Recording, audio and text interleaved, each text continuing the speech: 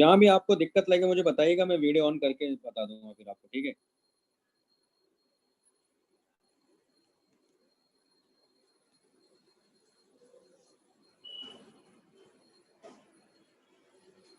तो जैसे इसमें एग्जाम्पल 27 है ना, ये है ना, wire is bent in the form of an equilateral triangle, ये है ना भाई आपके भी, हाँ सर। है ना। तो एक ट्राइंगल अपने को दिया, तो ये तो वही क्वेश्चन होगा कि क्लोज लूप है ना। तो इसमें क्या हो रहा है कि एक इक्विलेटरल ट्राइंगल अपने को दिया है,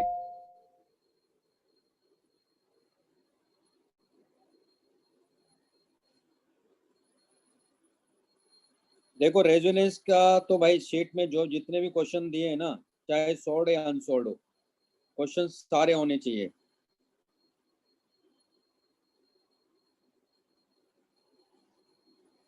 तो इसमें क्या हो रहा है कि करंट ऐसे फ्लो कर रहा है, और यहाँ जो मैग्नेटिक फील्ड है वो इस प्लेन के परपेंडिकुलर दिया हुआ है।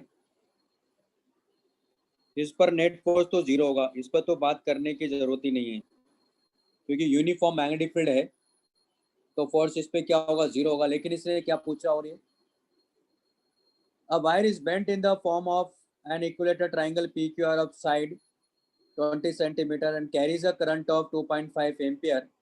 It is placed in magnetic field B of magnitude directed perpendicularly to the plane of the loop and the forces on the three sides. तो है ना, तो सी थ्री साइड, तो इसकी अगर बात करें तो देखो तीनों पे फोर्स का मैग्नीट्यूड तो सेम ही होगा। तो यहाँ आप देख रहे हो कि इसमें करंट ऐसे जा रहा है, इसकी साइड लेंथ मान लेते हैं एल है, और बी अंदर की तरफ है, तो इसको फोर्स किधर लगेगा, क्योंकि यूनिफॉर्म मैग्नेटिक फील्ड है, इसका नेट फोर्स जो होगा इस वायर पर, इसको मैं मान लेता हूँ पी क्यू आर। मैं पी क्यू वायर की अगर बात करूँ, तो उसका जो पॉइंट ऑफ एप्लीकेशन होगा इस फोर्स का, वो कहाँ होगा, इसका मिड पॉइंट होगा, क्योंकि मैग्नेटिक फील्ड यहाँ यूनिफॉर्म है। तो यहाँ इसको फोर्स इधर की तरफ लगेगा एफ। ये तो मेरे ख्याल से बात समझ में आ गई होगी क्यों लगेगा, क्योंकि एल की डायरेक्शन किस में होगी, करंट की डायरेक्शन होगी, और बी अंदर की तरफ है, तो L cross B. Right hand thumb rule से देखो एफ ऊपर की तरफ जा रहा है। ये विजुलाइज हो रहा भाई सबको, नहीं हो रहा तो बताओ मैं। इसमें कोई दिक्कत नहीं ना किसी को भी। उसी तरह इसका देखो क्यू आर का, देखो आप क्यू आर का किधर है, क्यू आर का भी अंदर की तरफ है, वो भी एफ ही होगा मैग्नीट्यूड में। उसी तरह आर पी का देखो, वो भी अंदर की तरफ ही होगा, क्योंकि एल इस डायरेक्शन में है और बी अंदर की तरफ है। तो राइट हैंड थंब रूल से देखो, तो थंब किधर जा रहा है, इसकी डायरेक्शन में जा रहा है। ये विजुलाइज हो रहा भाई सबको? हाँ सर। है ना। हाँ सर। तो ये तो वैसे भी नेट मैग्नेटिक फील्ड सबका मिला के, क्योंकि देखो अगर आप देखोगे तो इनके बीच में क्या मिलेगा एक्चुअल में देखा जाए तो, एक फोर्स इधर है, एक फोर्स इधर है, एक फोर्स इधर है, सब फोर्स का मैग्नीट्यूड क्या सेम है, और एक दूसरे के बीच में एंगल क्या मिलेगा यहाँ, तो 120 120। तो वैसे भी मैं बोल ही रहा हूँ जीरो आना ही था, तो नेट फोर्स तो इस पर जीरो आ ही रहा है। लेकिन इंडिविजुअल पे कितना आ जाएगा, वो बी आई एल आ जाएगा, ये एफ की वैल्यू होगी। क्यों, क्योंकि एल और बी के बीच में एंगल 90 डिग्री है, तो मैं मालूम है कि एफ वेक्टर इक्वल टू होता I L vector cross B vector, और एल और बी के बीच में एंगल 90 डिग्री है, क्योंकि एल पी क्यू की बात करें तो L along the X axis और B along the minus Z axis है, तो ये आ जाएगा। तो रख दो, वैल्यूज मिल जाएगी आपको जो भी वैल्यू पूछ रहा है। क्वेश्चन नंबर 28, ये लिख लो पहले।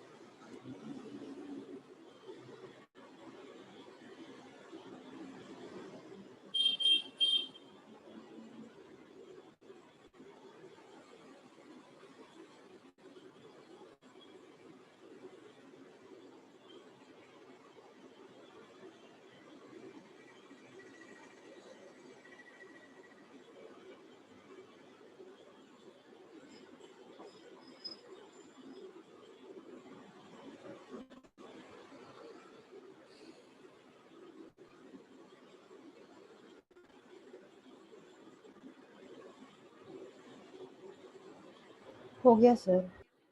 हो गया ना। अब जैसे क्वेश्चन नंबर 28 है,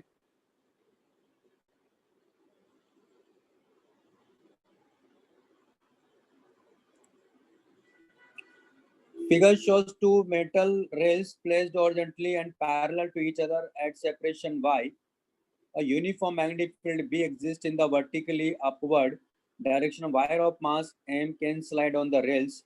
The rails are connected to a constant current source which drives a constant I in the circuit. The friction coefficient between the rails and the wire is mu. What uh, what क्या लिखा है? Soluble the minimum value of mu which can prevent the wire from sliding on the, मतलब mu की minimum value बताओ, है ना? What should be the minimum value of mu which can prevent the wire from sliding on the rails? फिर कह रहा describe the motion of the wire if the value of mu is half the value found in the previous part. ठीक है, तो देखो कैसे करेंगे यहाँ।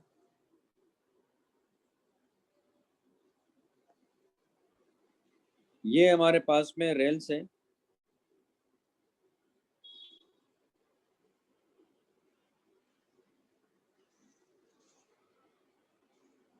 और ये जो सोर्स है ये दरअसल कांस्टेंट करंट दे रहा है, यानी इसमें जो करंट है उसकी डायरेक्शन में बता रहे किसने, आई करंट है जो कि कांस्टेंट है, और ये वायर यहाँ रखा हुआ है। मैग्नेटिक फील्ड जो है वो डॉट मतलब बाहर की तरफ है, और इस वायर में करंट ऐसे फ्लो कर रहा आई। तो आप देख रहे हो कि डेल्टा एल यानी एल की डायरेक्शन इधर है, बी बाहर की तरफ है, तो इसको फोर्स किधर लगेगा, इसको फोर्स इधर लगेगा।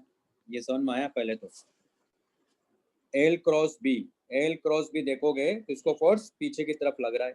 ये विजुलाइज हुआ? हाँ सर।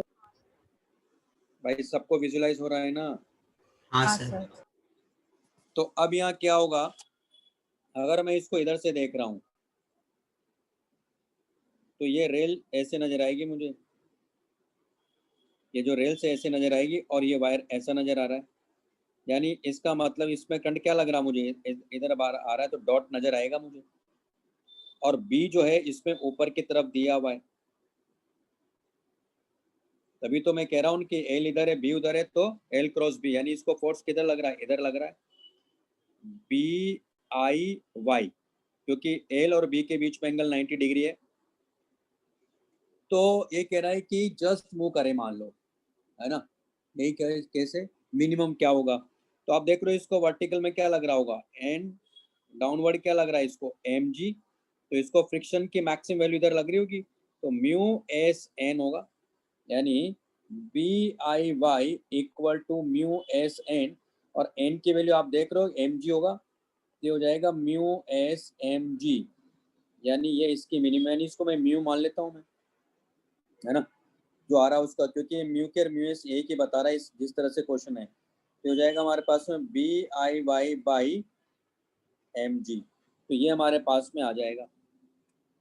अब ये कह रहा है कि अगर म्यू को हाफ कर दें तो क्या होगा, तो दूसरे केस में ये कह रहा है कि म्यू को हाफ करने का मतलब है कि B I Y by two M G करने को कह रहा है।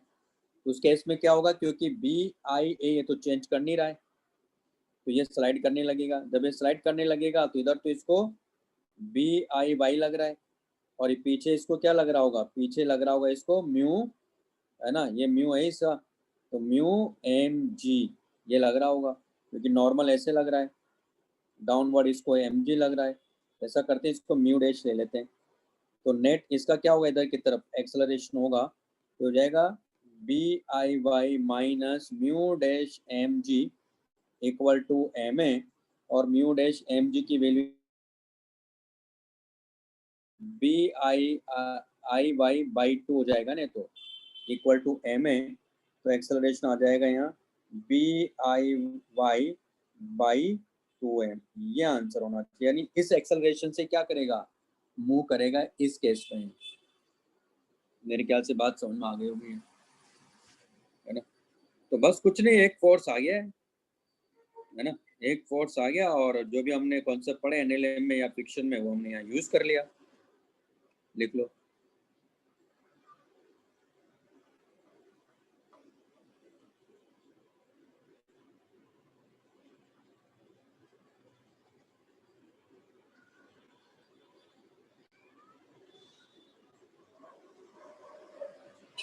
तो फ्रिक्शन की जो वैल्यू होती है हमेशा नॉर्मल के परपेंडिकुलर होती है, ध्यान रखना चाहिए आपको कि फ्रिक्शन जब भी आएगा वो नॉर्मल के परपेंडिकुलर ही बात करेंगे हमेशा।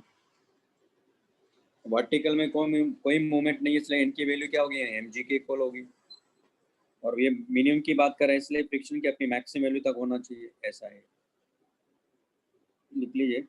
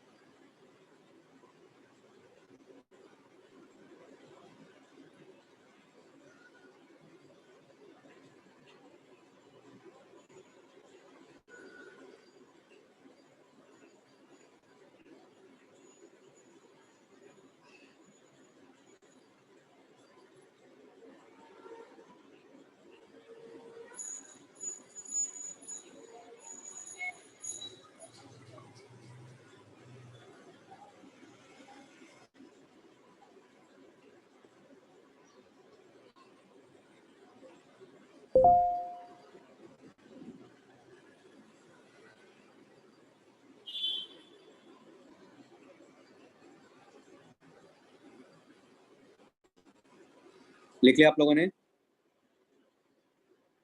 हाँ sir. Question number 29। In the figure shown, a semicircular wire is placed in uniform B directed towards right. अब देखो इसमें सेमी सर्कुलर वायर कैसे दिया है, इस तरह से दे रहा है और मैग्नेटिक फील्ड इस डायरेक्शन में यूनिफॉर्म मैग्नेटिक फील्ड है।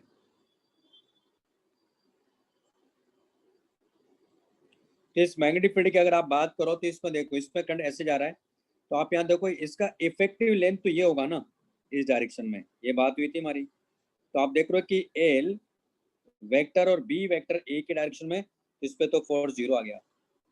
इस पर फोर्स कितना, देखो नेट फोर्स तो जीरो आ गया। क्लियर है? ये तो डायरेक्ट इसको ऐसे ही कर सकते हो आप, लेकिन चलो और थोड़ा सोचते हैं कि नेट फोर्स जीरो आ गया, लेकिन साथ में उसने क्या पूछा अपने से, in the figure shown semi circular wire is placed in a uniform be directed towards right, find the resultant magnetic force and torque on it. Force तो जीरो है, टॉर्क की बात करते हैं। अब टॉर्क कैसे निकालेंगे, तो अब यहाँ देखते हैं टॉर्क किसके अबाउट, ये तो बताया नहीं वैसे तो इसने कि किसके अबाउट बताना है ना, वैसे बताना पड़ता है कि किसके अबाउट टॉर्क की बात कर रहे हैं, तो ऐसा कुछ बोला नहीं है। तो देखते हैं किसके अबाउट रोटेट करना चाहेगा वो समझ लेते हैं, है ना, क्योंकि ऐसा कुछ बताया नहीं कि इसका टॉर्क क्या होगा, किस, क्योंकि पॉइंट बताना पड़ता है किस पॉइंट के अबाउट या किस एक्सिस के अबाउट, इसमें नहीं बताया तो कोई बात नहीं।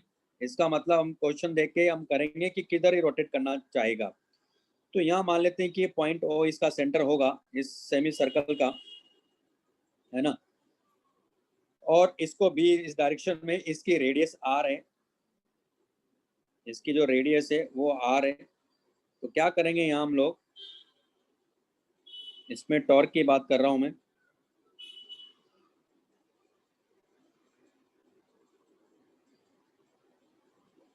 तो मैं सिमेट्रिकली जाऊंगा, मैं इधर भी अल्फा एंगल पे जाके डी अल्फा की बात करूंगा, है ना।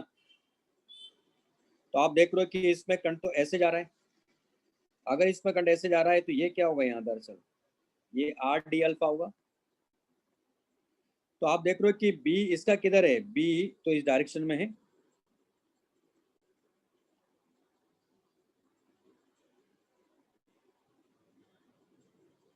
तो बी इधर है और आर डी अल्फा इधर है, यानी डी एल इधर है, तो डी एल इधर है, बी इधर है, तो आप देख रहे हो कि डी एल की डायरेक्शन तो ये है ना इधर, यहाँ, तो इसको यहाँ टॉर्क, इसको यहाँ अगर आप देखो फोर्स किधर लग रहा है, फोर्स इसको अंदर की तरफ लग रहा है ना इस जगह पर। ये बात समझ में, डेल्टा एल क्रॉस बी देखोगे तो अंदर की तरफ जा रहा है। उसी तरह यहाँ चले जाओ,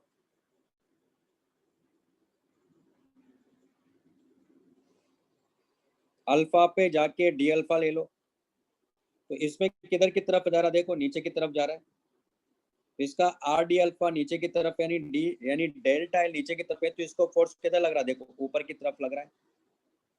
इसका मतलब ये हुआ कि अगर ये रोटेट करेगा तो इस एक्सिस के अबाउट करेगा। आगे बात सुन में, क्योंकि इधर फोर्स ऊपर की तरफ लग रहा है राइट साइड में, और लेफ्ट साइड में नीचे की तरफ लग रहा है, तो जितना फोर्स लेफ्ट में उतना राइट में, लेकिन अपोजिट है, तो ये क्या करेगा, इसका मतलब नेट फोर्स तो इसलिए तो जीरो आ गया वो, तो नेट फोर्स तो जीरो आ जाएगा, दोनों अपोजिट है, इसका मतलब ये इस एक्सिस के अबाउट ये क्या करेगा, रोटेट कर जाएगा। ये बात समझ में आई पहले तो? हाँ सर। है ना। अब क्या करेंगे हम लोग यहाँ, चलो सॉल्व करते हैं। सर वो रोटेट हो जाएगा, आपने क्या बताया एक बार बताइए ना। मैं कह रहा हूँ कि देखो इसमें क्या हो रहा है, ये पूरा एक वायर है ना यहाँ से यहाँ तक, हाँ सर। तो आप यहाँ देखो कि मैं इधर भी अल्फा पे जाके इधर भी अल्फा पे जाके मैंने डी अल्फा लिया, तो जितना फोर्स इसको नीचे की तरफ लग रहा है इस डी अल्फा पर, मतलब आर डी अल्फा पे यानी डेल्टा एल पर, उतना ही इसको ऊपर की तरफ लग रहा है इधर साइड में। मैं यहाँ की बात कर रहा हूँ, मतलब है ना। Okay sir. मैं यहाँ देखो इसको ऊपर की तरफ लग रहा है यहाँ फोर्स, मैंने यहाँ ले लिया साइड में, वैसे तो यहाँ लग रहा है वो, और इसको नीचे की तरफ लग रहा है, जो मैंने इसको यहाँ समझा रहा हूँ मैं।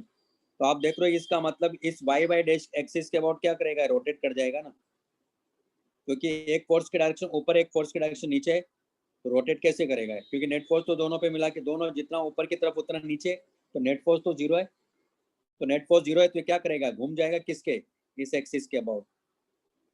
विजुलाइज हुआ पहले तो ये बताओ मुझे। हाँ सर। मैंने उनको पूछा, उनको विजुलाइज हुआ उनको, हो गया ना। तो अब ये टॉर्क निकालना है।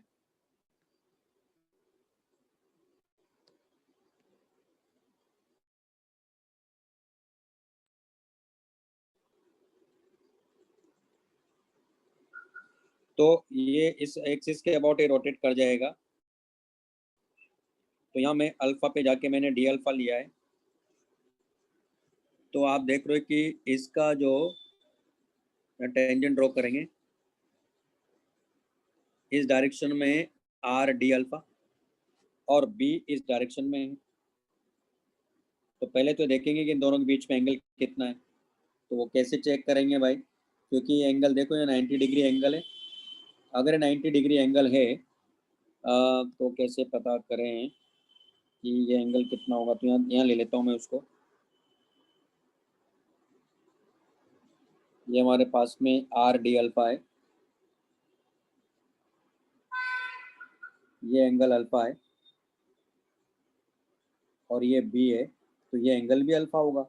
अगर ये एंगल अल्फा है तो इसका मतलब ये एंगल कितना हो गया, 90 माइनस अल्फा हो गया ना, 90 माइनस अल्फा हो गया, इसका मतलब डेल्टा एल और बी के बीच में एंगल कितना हो गया, 90 माइनस अल्फा, तो हमारे पास डी एफ फोर्स कितना आ गया, तो वो आ जाएगा जो कि अंदर की तरफ है यहाँ इस केस में,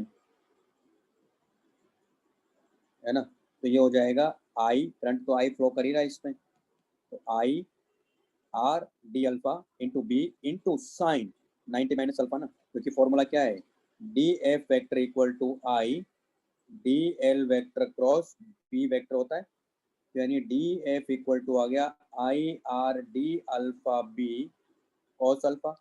अब हमें तो इस एक्सिस के अबाउट ही रोटेट करना चाह रहा है, किस एक्सिस के अबाउट, वाई वाई डैश, तो यहाँ से क्योंकि इस पर फोर्स किधर है, अंदर की तरफ है ना, इसका मतलब ये परपेंडिकुलर डिस्टेंस देखेंगे, तो परपेंडिकुलर डिस्टेंस कितनी जाएगी, क्योंकि ये भी अल्फा ही है, ये डिस्टेंस आ जाएगी हमारे पास में आर कॉस अल्फा। तो इस एक्सिस, क्योंकि टॉर्क जब लेते हैं तो फोर्स और उसकी उस एक्सिस से या कोई भी पॉइंट जिसके अबाउट ले रहे होते हैं वहां से परपेंडिकुलर डिस्टेंस से मल्टीप्लाई करते हैं, तो डी टाउ इक्वल टू क्या हो गया, D F into R cos alpha, तुम्हारे पास आ गया I R B D alpha cos square alpha into R ना, यानी हो गया I R square B cos square alpha D alpha. और इसको इंडिकेट कर देंगे हम लोग, या तो मैं 0 से π/2 करके 2 से मल्टीप्लाई कर दूं, वही बेस्ट है। तो 0 से π/2 इंटू 2, क्योंकि दोनों का ऐड हो जाएगा ना, तो ये आ जाएगा हमारे पास में, इसको इंडिकेट कर देंगे। तो हमारे पास टाउ इक्वल टू आ गया 2 IR B. Cos square alpha का क्या होता है, अल्फा/2 प्लस साइन 2α/4। याद आ रहा है फॉर्मूला, 0 से π/2 यही होता है, रख दो। तो 2IR2 बी, तो क्या हो जाएगा π/4 प्लस ये तो 0 आ जाएगा, पूरा 0 आ जाएगा। तो हमारे पास आंसर क्या हो गया इसका, आंसर हो गया IR2 बी 5/2। लेकिन डायरेक्शन किधर है, अभी तो मैग्नीट्यूड आया, डायरेक्शन किधर है। तो आप देखो ये कैसे रोटेट करना चाहेगा, ये रोटेट करना चाहेगा, कैसे रोटेट करना चाहिए, कौन बताएगा। अगर मैं इसको इधर से देख रहा हूँ, मान लो कैसे रोटेट कर जाएगा, इधर से एंटी क्लॉकवाइज रोटेट कर जाएगा ना। एंटी क्लॉकवाइज का मतलब राइट हैंड थंब रूल से देखोगे तो टॉर्क की डायरेक्शन किधर हुई, माइनस जे कैप में हुई ना, यानी टाउ वेक्टर इक्वल टू हो जाएगा -IR2 πb/2 जे कैप। ये समझ में आया, पहले तो बताओ मुझे कि मैंने इसको माइनस जे कैप क्यों लिखा, क्योंकि राइट हैंड थंब रूल से देखो आप किधर रोटेट कर रहा है, इसका रोटेशन जो है, इसका जो क्योंकि एक्सिस के अबाउट रोटेट कर रहा है ना, तो राइट हैंड थंब रूल से देखते हैं ना हम लोग। समझ में आ रहा है कि नहीं आ रहा है। डायरेक्शन कैसे देखते हैं, टॉर्क हुआ या एंगुलर मोमेंटम हुआ या एंगुलर इंपल्स हुआ या एंगुलर वेलोसिटी हुआ या एंगुलर एक्सेलरेशन हुआ या एंगुलर डिस्प्लेसमेंट हुआ, सबके डायरेक्शन कैसे देखते हैं, राइट हैंड थंब रूल से देखते हैं। थंब क्या इंडिकेट करता है, थंब इंडिकेट करेगा हमेशा डायरेक्शन को, क्योंकि ये एक्सियल वेक्टर्स होते हैं। तो रोटेट कैसे कर रहा है, क्योंकि इधर वाला फोर्स इसको क्या कर रहा है, देखो इधर वाला फोर्स क्या करेगा, इसको ऊपर लाना चाहेगा, और ये वाला फोर्स देखो नीचे ले जाना चाह रहा है। तो कैसे रोटेट कर रहा है ये, यानी इधर वाला पार्ट ऊपर जा रहा है और ये इधर वाला पार्ट नीचे जा रहा है। तो राइट हैंड थंब रूल से देखो फिंगर्स क्या करेगी, सेंस ऑफ रोटेशन को इंडिकेट करती है। थंब जो फिजिकल क्वांटिटी यानी टॉर्क, उसके डायरेक्शन में इंडिकेट करेगा, वो नीचे की तरफ आ रहा है। भाई समझ में आया, नहीं आया तो बताओ मैं फिर।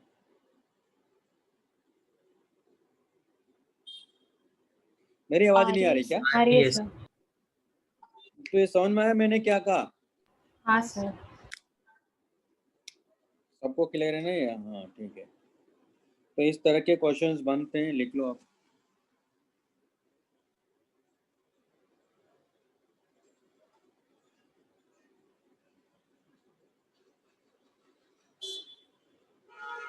शिवम भैया समझ में आ रहा है, हाँ सर, थोड़ा थोड़ा आ रहा है, अभी रिकॉर्डिंग में पूरा हो जाता है। अच्छा चलो बढ़िया, समझ में तो आ रहा है।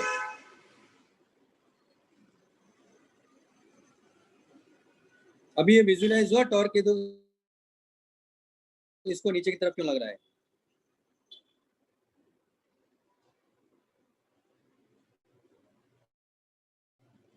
क्यों शिवम।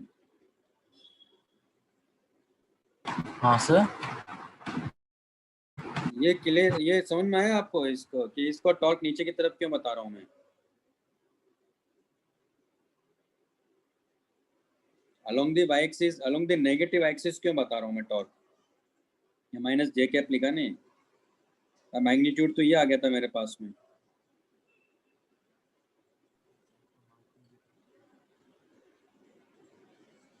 तो मैं इसको माइनस जे कैप क्यों लिखा मैंने,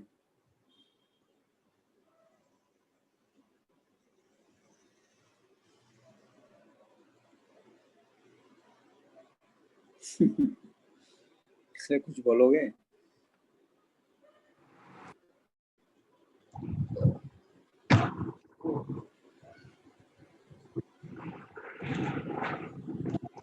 राइट हैंड थंब रूल से। राइट हैंड थंब रूल से समझ विजुअलाइज हो आपको ये ऐसा क्यों हो रहा है। हाँ सर, वो हाथ घुमा के फिर समझ जाता है। हाँ ठीक है। और नहीं समझ में आया तो टैप जाके ओपन करो, उससे समझ में आ जाएगा। देखो जब आप टैप राइट हैंड से ओपन करेगा तो आपको अपने आप समझ में आ जाएगा। जब उसको ओपन करोगे ना तो ऐसे ऐसे मुट्ठी बनाते हैं ना, वैसे ऐसे फिंगर को ऊपर से लेके नहीं, ऐसे मतलब जैसे फिस्ट बनाते हो ना आप, मुट्ठी में लेना है इससे, और उसको ऐसे घुमाओ, राइट हैंड थंब रूल लगाओ उसमें, है ना। तो इसका मतलब फिंगर्स क्या इंडिकेट करेगी, जिधर वो रोटेट कर रहा है उधर फिंगर्स होगी, और थंब कहाँ होगा आपका, ऊपर की तरफ होगा। इसका मतलब उस केस में टॉर्क किधर है, ऊपर की तरफ होगा। ऐसा है।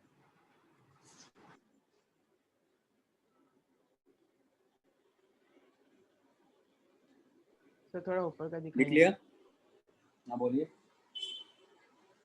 सर थोड़ा ऊपर का दिखाइए ना।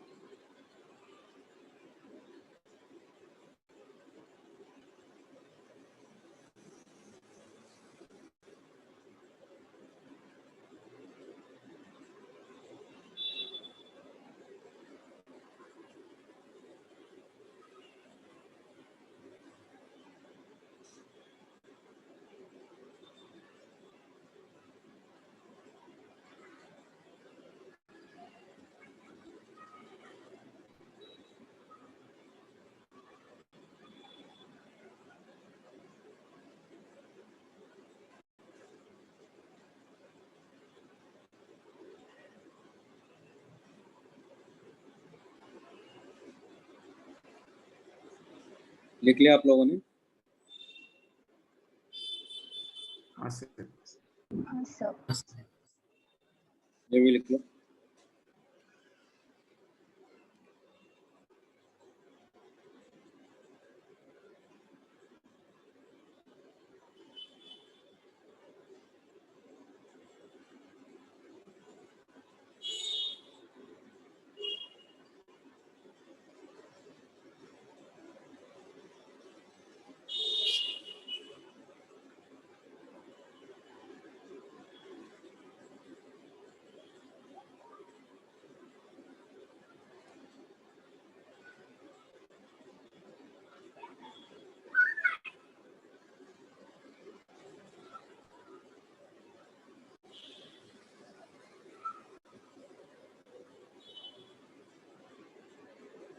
हो गया? हाँ सर। अब जैसे क्वेश्चन नंबर 30 देखो आप। 30 में क्या क्या उसने कंप्लीट कर लिया। तो वैसे तो मैं आपको अभी करंट कैरिंग कॉइल है और उसका मैग्नेटिक डायपोल मोमेंट क्या हुआ वो तो हम पहले पढ़ चुके हैं।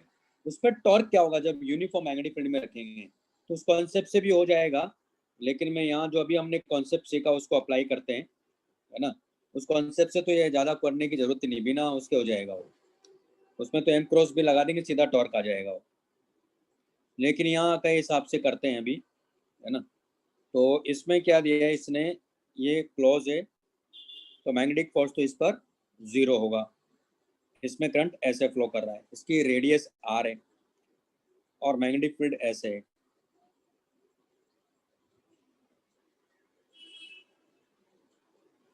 तो इसमें क्या होगा पहले वो समझ लेते हैं कि इसमें यहाँ देखो, अभी हमने देखा कि इसमें b इधर था ये, है ना। तो हमने देखा कि इस पर फोर्स इधर अंदर की तरफ लग रहा है ना, इधर बाहर की तरफ था। और नीचे आ जाओ आप। अब अगर यहाँ की बात करेंगे हम लोग, तो इसका डेल्टा एल इस डायरेक्शन में है ना, और बी, तो इन दोनों के बीच में एंगल अभी भी 180 से तो कम ही है। तो इसका किधर की तरफ हुआ, ऊपर की तरफ ही तो हुआ। उसी तरह यहाँ चले ले जाओ, देखो इसका डीएल वेक्टर इधर है और बी वेक्टर इधर है, इसका भी अगर आप देखो किधर की तरफ है, अंदर की तरफ है, इसका मतलब इस पूरे पर क्या अंदर की तरफ है और इधर ऊपर की तरफ है, तो उसको डबल ही तो कर दो ऊपर वाले को, तो अभी भी ये किधर रोटेट करेगा, ये क्योंकि इसका एम अंदर की तरफ है, इसको रोटेट ये ऐसे ही करेगा, यानी इसका जो टॉर्क की डायरेक्शन है वो इधर ही है। इस केस में क्या हो जाएगा टॉर्क, लेकिन tau vector equal to minus I pi R square B divide by 2 into 2 J cap, तो टाउ वेक्टर यहाँ आ जाएगा minus I pi R square B J cap, तो ये आंसर है इस केस में। तो और इसका भी नेगेटिव वाई एक्सिस में ही होगा, तो ये वाई और ये वाई डैश है, ठीक है।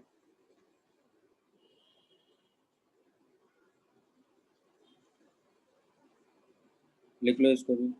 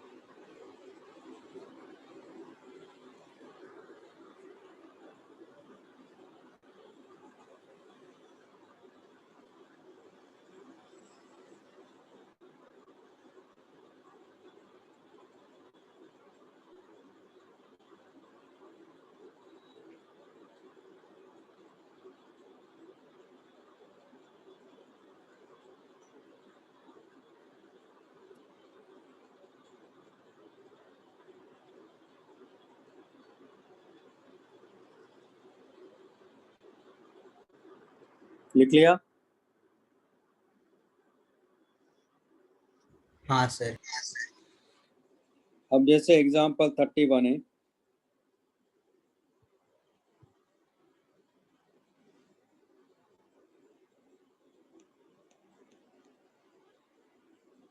इसमें क्या दिया हुआ, मैग्नेटिक फील्ड अंदर की तरफ है, ये सेमी सर्कुलर वायर है, इसमें करंट ऐसे फ्लो कर रहा है, ये P और ये Q है, और मैग्नेटिक फील्ड यहाँ अंदर की तरफ दिया हुआ है, यानी इस प्लेन के परपेंडिकुलर, ये इसका सेंटर है C, और इसकी जो रेडियस है सेमी सर्कुलर वायर की वो R है।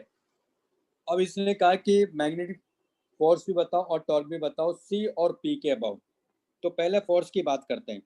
तो फोर्स तो सिंपल क्या हो जाएगा, इसका इफेक्टिव लेंथ देखो, क्योंकि करंट P टू Q जा रहा है, इसकी इफेक्टिव लेंथ यही तो होगी, तो इसमें करंट क्या होगा, ऐसे जा रहा है I, इफेक्टिव लेंथ है, तो टोटल लेंथ कितनी होगी इसकी, L इक्वल टू 2R हो जाएगी, और B अंदर की तरफ है, तो L इधर है, B अंदर है, तो इसको फोर्स किधर लग रहा है, यानी इस वायर पर जो फोर्स है, क्योंकि करंट इधर है, B अंदर है, तो इसको फोर्स ऊपर की तरफ लग रहा है। ये समझ में आया सबको, कितना लग रहा है, क्योंकि टोटल लेंथ 2R है, तो मैग्नीट्यूड में फोर्स आ जाएगा BI इंटू 2R, और अगर मैं इसके अकॉर्डिंग चलता हूँ, ये एक्स एक्सिस है और ये वाई एक्सिस है, तो इस पर मैग्नीट्यूड तो आएगा, वेक्टर में क्या हो जाएगा, BI 2R जे कैप, ये फोर्स होगा। इस केस में फोर्स जीरो नहीं है ना, तो फोर्स जीरो नहीं है। अब बात करते हैं टॉर्क की, तो ये तो हुआ फोर्स, इसमें तो मेरे ख्याल से कोई डाउट नहीं होना चाहिए। ये डायरेक्ट क्यों लिखा, क्योंकि मैग्नेटिक फील्ड यहाँ यूनिफॉर्म है, तो केवल दोनों पॉइंट को मिलाना है आपको बस, ये मैं पहले डिस्कस कर चुका हूँ इस कॉन्सेप्ट को, उसको मैं डायरेक्ट यूज कर रहा हूँ यहाँ। अब इसने कहा सी के अबाउट बनाओ पहले, तो पहले सी के अबाउट, तो टॉर्क अबाउट पॉइंट सी, चलो देखते हैं पॉइंट सी के अबाउट क्या होगा।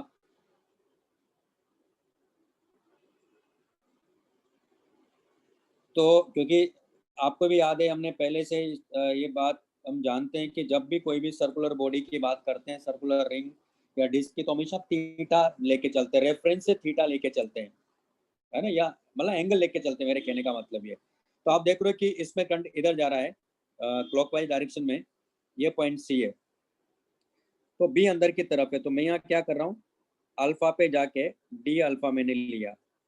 आप देख रहे हो कि इसमें करंट ऐसे फ्लो करने का मतलब इसमें करंट ऐसे जा रहा है और बी यहाँ अंदर की तरफ है, बी यहाँ अंदर की तरफ है।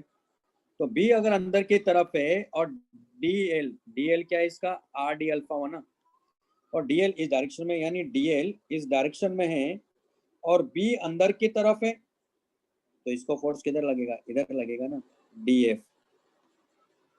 यानी इसका मतलब इसको फोर्स इधर लगेगा। ये बात समझ में आई? जब इसको फोर्स इधर से लगेगा, उसकी लाइन ऑफ एक्शन तो सेंटर से पास हो रही है, सी से ही। दूसरा एलिमेंट ले लो, कोई भी एलिमेंट इधर लो या इधर ले लो। मान लो इधर जाके मैंने अल्फा लिया और अल्फा पे जाके डी अल्फा लिया, तो इसका जो डी एल है वो इस डायरेक्शन में होगा ना, यानी उसके हिसाब से अगर मैं चलता हूँ उसका डी एल इधर है,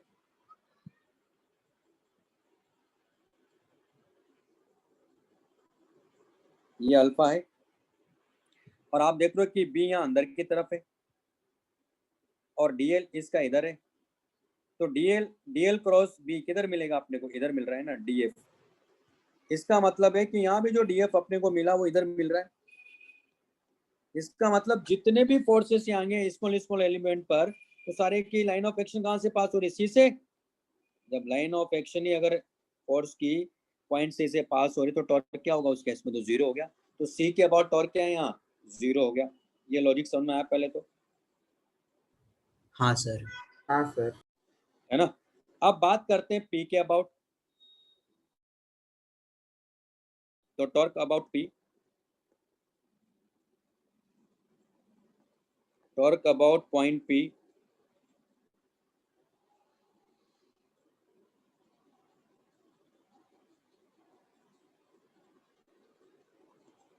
सर एक बार इसके ऊपर वाला पार्ट दिखाइए ना, 1 मिनट। हाँ दिखा था, मैं सूरज को बताया था पहले।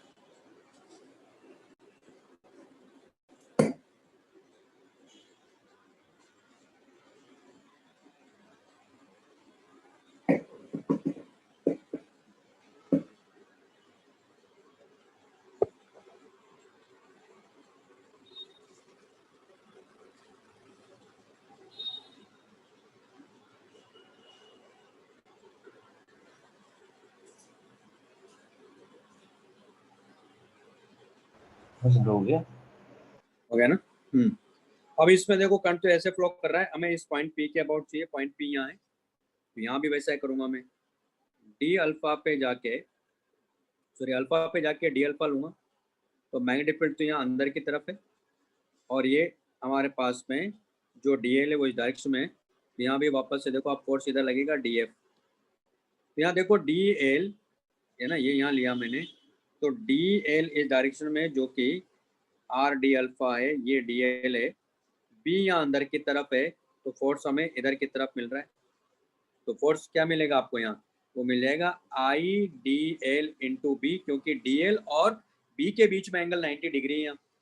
तो हमारे पास ये आ गया डी एफ, और डी एफ को क्या लिख सकते हो आप, I R D alpha into B. आप देखो कि इसकी लाइन ऑफ एक्शन देखो आप यहाँ,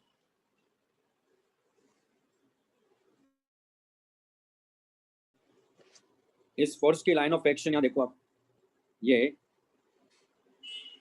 इस पॉइंट के अबाउट की बात करने का मतलब परपेंडिकुलर डिस्टेंस पे जाएंगे ना आप, यानी ये एंगल क्या होना चाहिए, 90 डिग्री। तो डिस्टेंस निकाल सकते हैं, ये डिस्टेंस क्या होगा, ये डिस्टेंस क्योंकि ये कैपिटल आर है, ये हो जाएगा आर साइन अल्फा ना। यानी अगर मैं यहाँ r sin अल्फा से मल्टीप्लाई कर दूं तो ये क्या हो गया, ये आ जाएगा डी टाउ पी आ जाएगा, और इसको इंडिकेट कर लेंगे, है ना, इसको भी इंडिकेट कर देंगे। इसको इंडिकेट कहाँ से कहाँ करेंगे, 0 से पाई तो इंडिकेट करेंगे तो सारा आ जाएगा, है ना, 0 से पाई, तो टाउ पी इक्वल टू आ जाएगा आई आर बी, यानी आई आर स्क्वायर एक बार ये, और आप देख रहे हो कि ये कितना आ गया, देखो यहाँ 0 से पाई, और ये हो जाएगा साइन अल्फा डी अल्फा। तो साइन अल्फा का इंटीग्रेशन क्या होता है, तो हो जाएगा I R square B minus cos alpha. अब तो इसमें कोई दिक्कत नहीं आती होगी, और ये कितना हो जाएगा, तो 2 IR स्क्वायर बी, ये आंसर आना चाहिए, तो ये आंसर होना चाहिए। बात समझ में आ गई है, ऐसे इसका टॉर्क निकालेंगे। तो अब इसमें क्या हो गया, हमारे पास में एक फोर्स, नया फोर्स आ गया, बाकी तो हम लोग वैसे पढ़ चुके हैं चीजें, वो तो रिवीजन ही कर रहे हैं एक तरह से देखा जाए तो आरबीडी का। लिख लीजिए,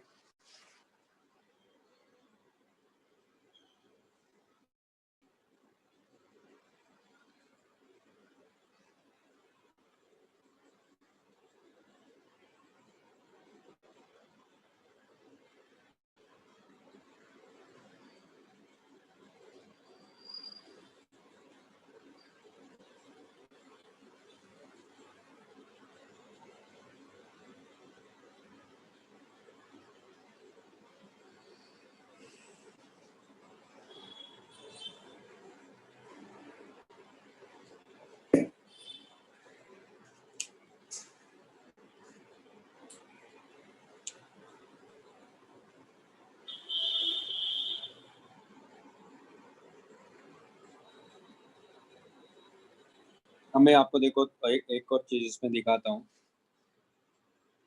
यहाँ पे देखो कि एक तरह से देखा जाए तो ये ऐसे तो रोटेट करना चाहेगा ना, इसके बाद लिख लो, फिर भी बताता हूँ मैं।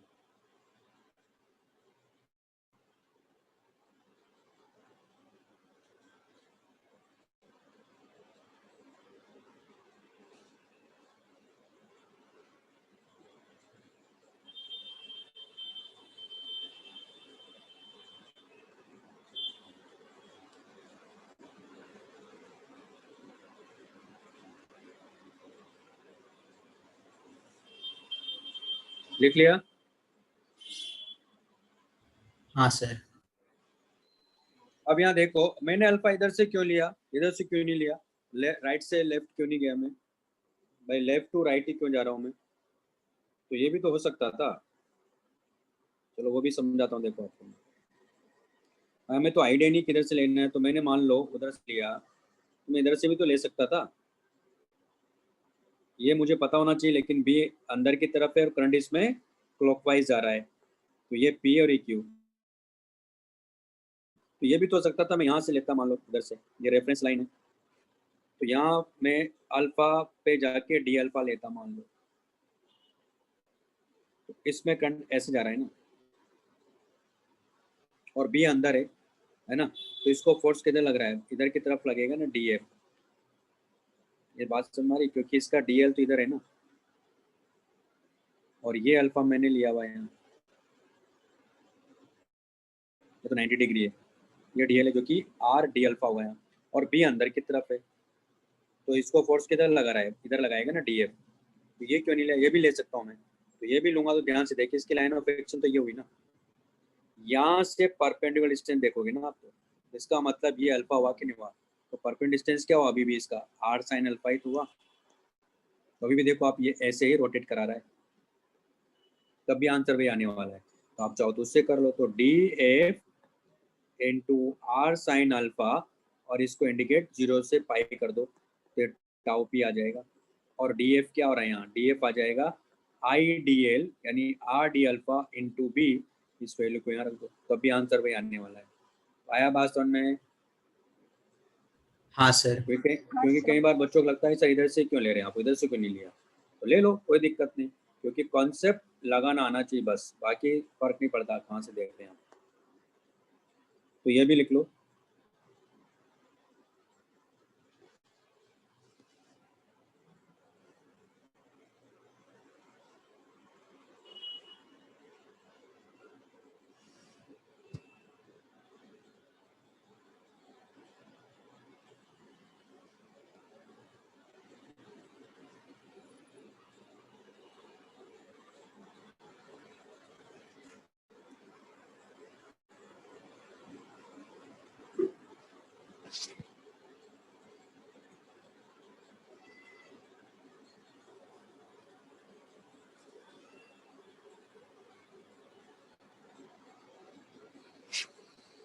ठीक है ना।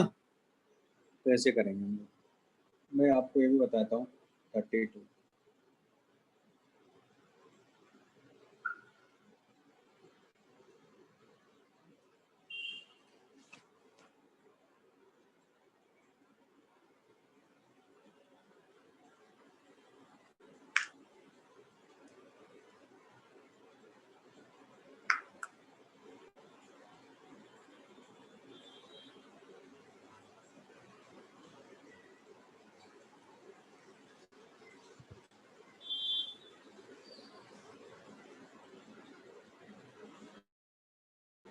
लिख लिया?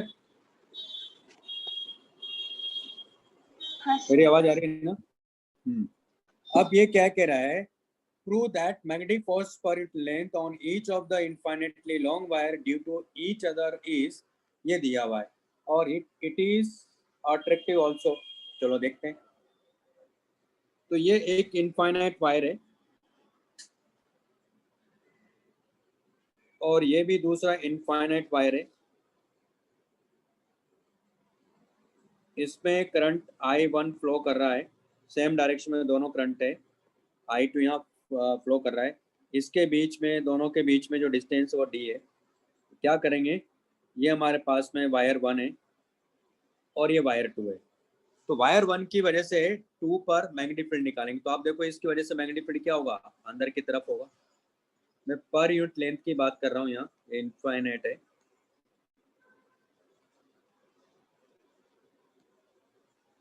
पर यूनिट लेंथ यानी ये लेंथ L ले लेंगे इसकी। तो आप यहाँ देखो मैग्नेटिक फील्ड क्या अंदर की तरफ है। तो यहाँ जो मैग्नेटिक फील्ड मिलेगा B1, यानी magnetic field due to wire 1 at wire 2। तो कितना आ जाएगा मैग्नेटिक फील्ड B1? तो आ जाएगा म्यू नॉट I1/2πd। आप देख रहे हो कि ये L क्या होगा, किधर होगा? तो हर पॉइंट पर आप देखो, भले ही आप ये देखो, मैं मानता हूँ कि इन पॉइंट करंट कैरिंग वायर की वजह से जो मैग्नेटिक फील्ड होता है वो नॉन यूनिफॉर्म होता है, ओके। लेकिन इस डी डिस्टेंस पे तो सब जगह मैग्नेटिक फील्ड क्या हर एलिमेंट पर सेम ही है, डी के लिए। तो यहाँ हम लोग डायरेक्ट क्या लिख देंगे, क्योंकि L I2 की डायरेक्शन में है, यहाँ फोर्स किधर लग रहा है, इसको इधर लगेगा ना। ये हो गया फोर्स ऑन 2 ड्यू टू 1, और ये फोर्स कितना हो जाएगा, तो BI मतलब B1I2 इंटू L, ये हो गया F21। ये हो गया force on wire 2 due to wire 1। तो रख दो यहाँ, तो F21 इक्वल टू क्या हो गया, mu naught I1/2πd into I2 into L। तो यानी फोर्स पर यूनिट लेंथ आ गया mu naught I1/I2 divided by 2πd। ये प्रूव हो गया, ठीक है ना। तो ये पूछ रहा था, और ये कह रहा है कि अट्रैक्टिव है, तो है ना। देखो उसको फोर्स किधर लग रहा है, इधर। तो उसकी वजह से फोर्स इसको इधर लग रहा होगा, वो होगा F12, और ये एक्चुअल में दोनों इक्वली हैं। आप करके देखिएगा, उस पर लेके दोनों क्या आ जाएंगे, इक्वल। तो according to Newton third law, जितना फोर्स वायर 2 पे लगेगा उतना ही फोर्स वायर 1 पे भी लगेगा। तो वायर 1 पे राइट साइड में लगेगा, वायर 2 पर लेफ्ट साइड में लगेगा। यानी दोनों वायर एक दूसरे को क्या करेंगे, अट्रैक्ट करेंगे। तो मतलब एक पॉइंट और मिल गया अपने को कि अगर सेम डायरेक्शन में करंट जाएगा तो वायर हमेशा अट्रैक्ट करेंगे। और आप देखो अपोजिट डायरेक्शन में करके देखते हैं, अभी एक दूसरे को क्या करेंगे, रिपेल करेंगे। वो भी देख लेते हैं। तो ये पहला पार्ट हो गया, मान लो इसका, जब सेम डायरेक्शन में करंट है।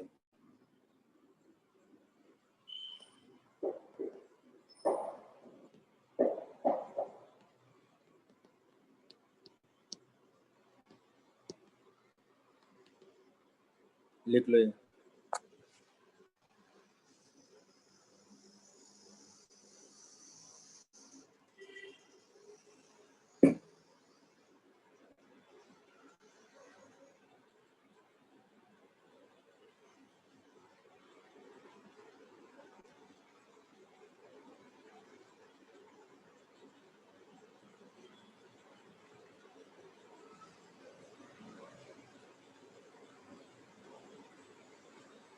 अच्छा एक बात और याद रखिएगा, इसको लिख लो, यहाँ लिखवा दूंगा मैं, लिख लो फिर लिखवाता हूँ मैं।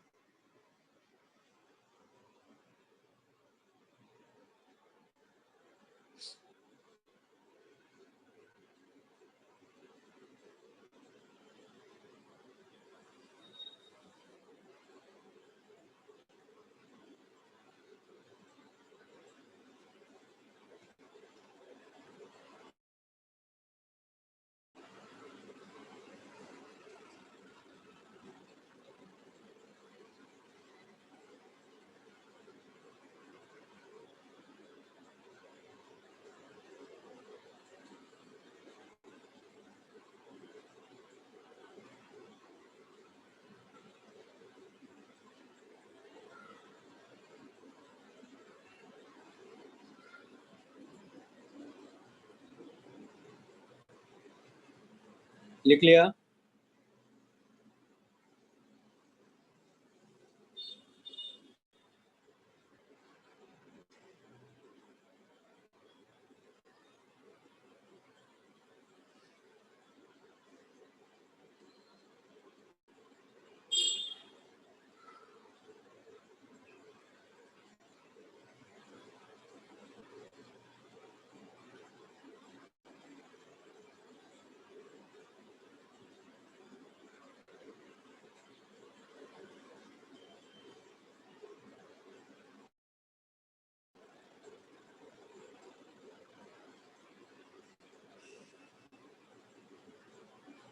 लिख लिया आप लोगों ने? मेरी आवाज आ रही क्या?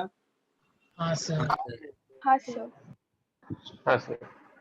अच्छा एक पॉइंट याद रखिएगा, दरअसल जो मैग्नेटिक फील्ड में लिखता हूँ ना, मैग्नेटिक फील्ड, इसको मैग्नेटिक इंडक्शन भी बोलते हैं,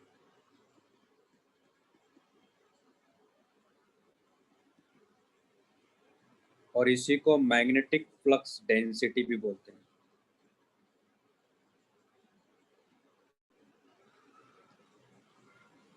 ठीक है, ये पॉइंट ध्यान रखिए, क्योंकि ऐसा दे दिया जाता है वो क्वेश्चन में, तो मैं बार बार वैसे मैग्नेटिक फील्ड ही बोलूँगा, लेकिन ये बुक में ऐसा, या कोई क्वेश्चन आएगा तो उसमें ऐसा लिखा रहेगा, उसका ध्यान रखना बस, मतलब एक ही है सबका।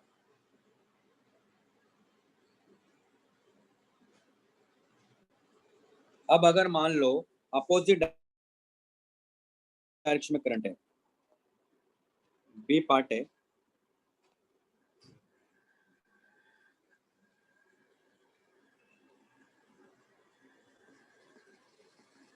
Electric currents in opposite direction.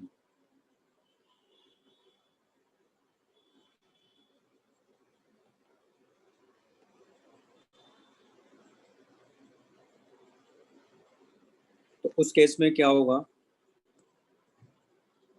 मान लो जैसे कि इसमें करंट ऊपर की तरफ जा रहा है और इसमें जो करंट है वो नीचे की तरफ जा रहा है, इसमें I1 करंट है, इसमें I2 है, दोनों के बीच की डिस्टेंस d है, दोनों ये लॉन्ग वायर है, या इनफाइनाइट की बात कर रहे हैं हम लोग यहाँ, तो पर यूनिट लेंथ के लिए बात करेंगे, तो उसकी वजह से मैग्नेटिक फील्ड तो अंदर ही होगा।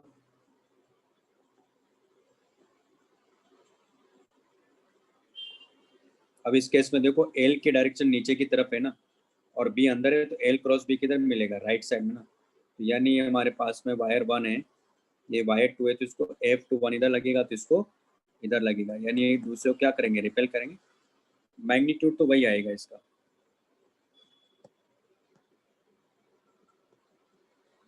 मैग्नीट्यूड तो वही आ जाएगा, mu naught I1 I2 by 2 pi d into L. ठीक है, तो ये पॉइंट का ध्यान रखना है, यानी जब अपोजिट डायरेक्शन में करंट होगा तो एक दूसरे को क्या करेंगे, रिपेल करेंगे, सेम डायरेक्शन में तो एक दूसरे को अट्रैक्ट करेंगे।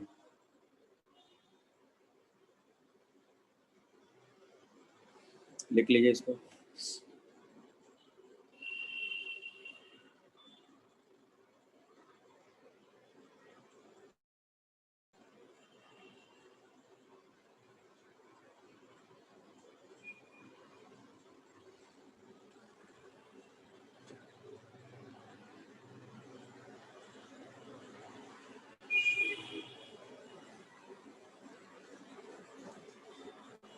सर कल कितने बजे है सर क्लास? कल आप लोगों की पहले केमिस्ट्री है, मैसेज आया होगा ना, भी नहीं आया। और फिजिक्स की क्लास 11 बजे से, पहले केमिस्ट्री 8 बजे से।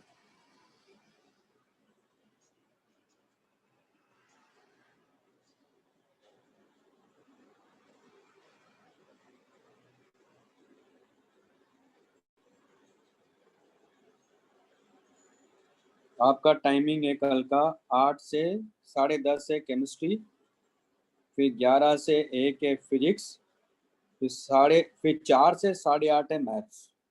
तो कल तो आप देख लो भाई, हाँ अपना देख जो भी सर है। मैथ्स कब है सर? शाम को 4 से 8:30, पूरा दिन पैक है आप लोगों का, 12 घंटा पूरा पैक है आप लोग। तो अब देख लीजिएगा क्या करना है, हाँ। तो कुछ पाने के लिए कुछ होना भी पड़ेगा, है ना। तो कल का तो दिन आपका गया।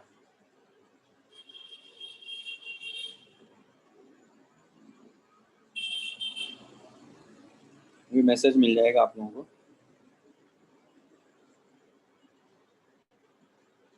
थोड़े दिनों की बात हो रही है, वहाँ क्या है, थोड़े दिनों का मतलब जब तक एग्जाम नहीं होता।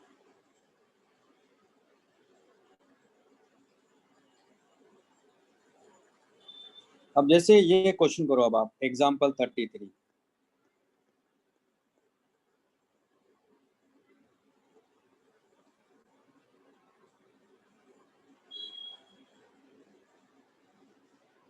करिए।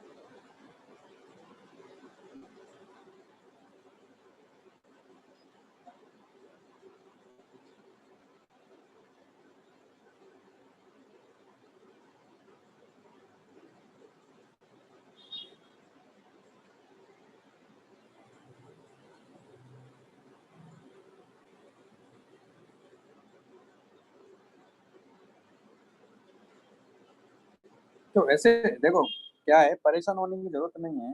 आज मैं आपको क्वेश्चंस क्यों करवा रहा हूँ, क्योंकि थोड़ा अभी अगर मैं पढ़ा दूंगा बर्डन हो जाएगा अभी आपके ऊपर। तो वो सब नहीं, थोड़ा थोड़ा करके हम लोग कर लेंगे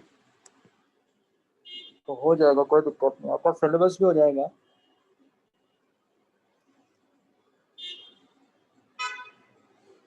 थोड़ी सी तकलीफ तो होगी, ऐसा तो है नहीं कि नहीं होती है।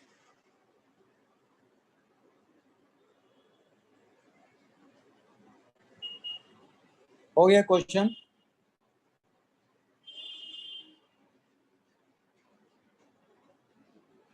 सर फिजिक्स का क्लास कब से कब तक है? फिजिक्स का क्लास है 11 से 1। Okay sir, thank you.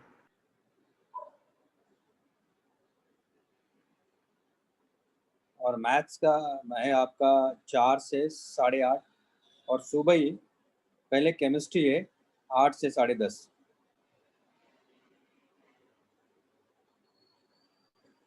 तो जो भी नाश्ता पानी करना है भाई, सुबह उठ है ना, सुबह उठ के आराम से फ्रेश होके मस्त तरीके से जूस वूस पी के, कल 2-3 बार जूस पिएगा, एनर्जी बनी रहेगी।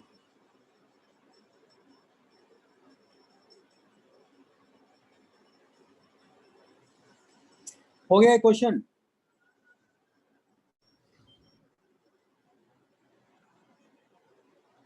अरे हाँ या ना कुछ तो बोलोगे आप लोग। हाँ सर। हाँ सर। हो गया ना? हाँ हाँ सर। देखो बताता हूँ मैं जिनसे नहीं हुआ है, क्योंकि क्वेश्चन तो इम्पोर्टेंट क्वेश्चन है।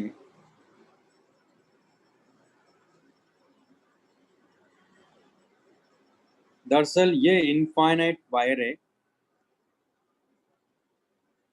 और इसमें आई करंट फ्लो कर रहा है और यहाँ एक स्क्वायर लूप इसने दिया हुआ है।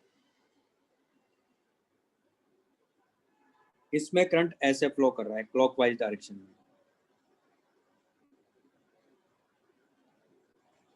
और यहाँ से इसकी जो डिस्टेंस है वो ए है और इसकी साइड लेंथ भी दिया है इसने ए है, और जो करंट इसमें फ्लो कर रहा है वो I2 करंट। अच्छा इसमें I1 है, इसमें I2 करंट है। तो आप यहाँ देखिए इसने दे भी दिया कि एक्स एक्सिस मानना है या वाई एक्सिस मानना है। तो ये वाला पार्ट तो मैं आपको बता चुका था। अगर मैं बात करूँ इसकी, ये हमारे पास में है P Q R और S। तो Q और R वाला तो केस मैंने आपको बताया था। इसमें करंट अगर ऐसे जा रहा है तो मैग्नेटिक फील्ड क्या होगा, यहाँ इस पर सबसे ज़्यादा होगा, फिर ऐसे कम होता जाएगा, ऐसे कम होता जाएगा, ऐसे, है ना। उसी तरह जब आप यहाँ आओगे इसको इधर की तरफ होगा, किधर, इधर, ऐसे बढ़ता जाएगा। लेकिन ये तो एक दूसरे के क्या होंगे, अपोजिट होंगे। क्यों बोल रहा हूँ मैं ऐसा, क्योंकि इस वायर की वजह से यहाँ मैग्नेटिक फील्ड क्या होगा, अंदर होगा ना, और डेल्टा एल की डायरेक्शन राइट साइड में है यहाँ, तो इसको फोर्स ऊपर लगेगा ना। उसी तरह यहाँ भी है, डेल्टा एल की डायरेक्शन लेफ्ट साइड में और बी क्या है, यहाँ अंदर की तरफ है। तो इस केस में किधर लगेगा, इसको फोर्स इधर लगेगा। लेकिन ये फोर्स है ना और ये फोर्स दोनों इक्वल है, भले वेरी कर रहा है अलग बात है, लेकिन रिजल्टेंट तो सेम ही आ गया ना। इस डायरेक्शन में तो फोर्स जीरो हो गया, वर्टिकल डायरेक्शन में तो। हॉरिजॉन्टल डायरेक्शन में देखते हैं, यहाँ देखो इसका जो बी होगा हर पॉइंट पर क्या होगा, पी क्यू पर जो देखो अगर आप, तो हर जगह मैग्नेटिक फील्ड अंदर की तरफ है, वो तो अभी बात ही कर चुके हम लोग। तो इस पर फोर्स किधर की तरफ लगेगा, क्योंकि सेम डायरेक्शन में जा रहा था, इसको फोर्स तो इधर लगेगा ना। यानी एफ क्या लगेगा, P Q. F P Q कितना हो जाएगा, तो वो आ जाएगा mu naught I1 by 2 pi A into I2 ना। किस डायरेक्शन में, ये लेफ्ट साइड में। इसका देखो आप, इसका किधर होगा, क्योंकि इसको बी तो अंदर ही है, लेकिन इसका एल तो इस डायरेक्शन में है ना, तो इसको इधर की तरफ लगेगा। F R S, F R S क्या हो जाएगा, क्योंकि बी आई एल लिख रहा हूँ ना, तो बी उसकी वजह से, तो mu naught I1 by 2 pi into A into I2। ये किधर होगा, लेकिन इधर। लेकिन एफ पी क्यू क्या है, यहाँ ज्यादा है, तो नेट फोर्स क्या होगा, इसका मतलब इसमें नेट क्या होगा, अट्रैक्शन होगा। यानी ये क्या करेगा, एक दूसरे को ये अट्रैक्ट करेंगे, तो अट्रैक्शन होगा, तो नेट फोर्स क्या होगा, F P Q minus F R S, ये नेट फोर्स होगा। और ये नेट फोर्स किधर होगा, लेफ्ट साइड में होगा। सॉल्व कर लेंगे, आंसर आ जाएगा। बात समझ में आ गई सबको। तो ये क्वेश्चन इंपॉर्टेंट क्वेश्चन है, ठीक है, इसका ध्यान रखना बस।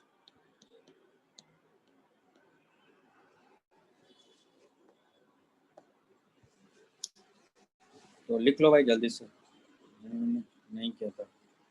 अब इसमें कॉन्सेप्ट है हमारे पास में कि यूनिफॉर्म मैग्नेटिक फील्ड में अगर कोई लूप है जो कि कंप्लीटली इनसाइड है, तो उस पर फोर्स तो क्या होगा, जीरो होगा, लेकिन टॉर्क क्या मिलेगा। तो ये यहाँ हम लोग बात कर रहे हैं, जैसे हमने मैग्नेटिक डायपोल मोमेंट किस में देखा था, बार मैग्नेट के लिए। यहाँ हम लोग लूप के लिए बात करेंगे, क्योंकि लूप भी तो क्या होता है, एक मैग्नेट की तरह तो काम करता है, और इसका मैग्नेटिक डायपोल मोमेंट निकाल भी लिया था हम लोगों ने, है ना। इसका मतलब यहाँ टॉर्क भी आएगा इसके ऊपर, तो किस तरह से टॉर्क आएगा उसके बारे में बात करेंगे।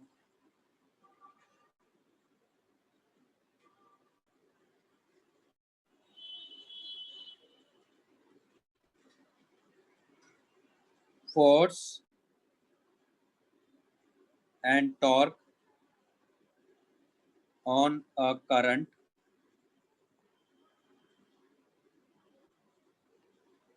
carrying loop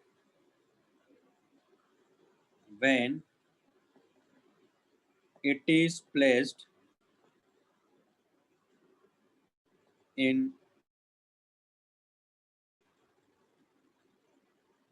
uniform external magnetic field.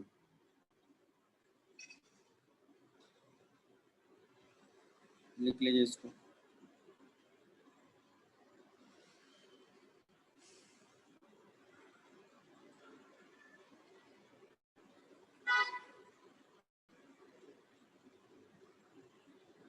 हो गया?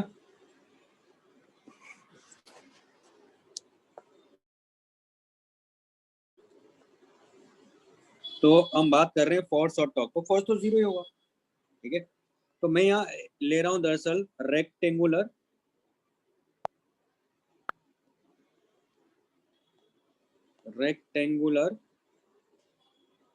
करंट कैरिंग लूप ले रहा हूं मैं, रेक्टेंगुलर शेप में, है ना।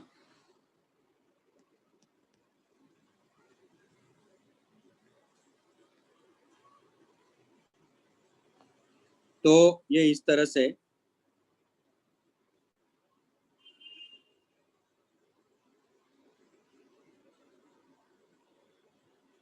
यानी एक ही टर्न इसमें है बस, ये ए, ये बी, ये सी और ये डी, और मैग्नेटिक फील्ड इस तरह से यहाँ दिया है, यूनिफॉर्म मैग्नेटिक फील्ड है।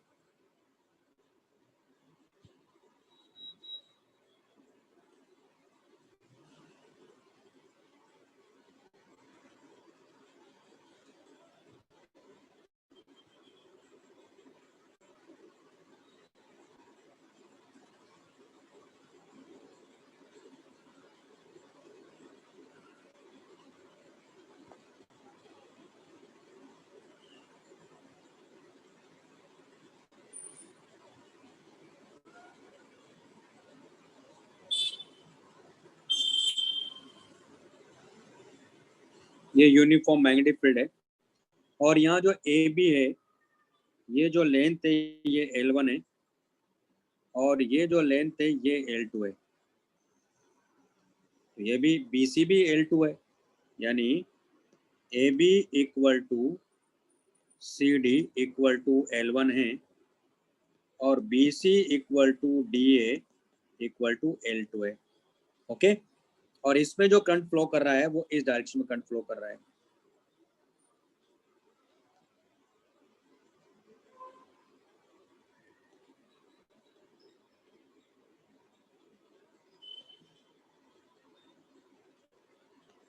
ये विजुलाइज हो रहा है। अब मैं क्या कर रहा हूँ, इसको यहां से देख रहा हूँ, ये आई मेरी वहां है, वहां से इसको टॉप से देख रहा हूँ, तो मुझे कैसा नजर आएगा? मुझे ऐसा नजर आएगा।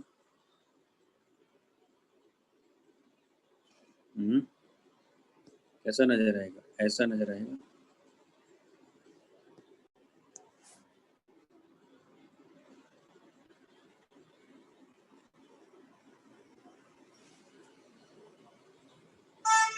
और इसमें लगेगा जैसे करंट नीचे जा रहा है, इसमें करंट ऊपर आ रहा है, और यहाँ करंट ऐसे जाएगा। तो मेरे पास में क्या क्या दिखाई देगा? यहाँ होगा ये ए, यहाँ होगा बी, और ये ऐसे वापस जा रहा है। डॉटेड लाइन ले रहा हूँ मैं उसके लिए।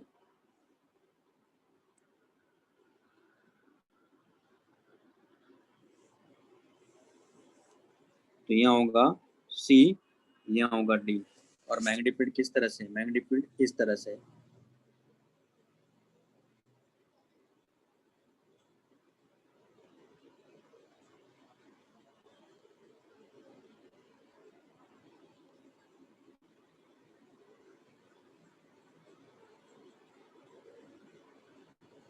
ये विजुलाइज हुआ? क्या काम है?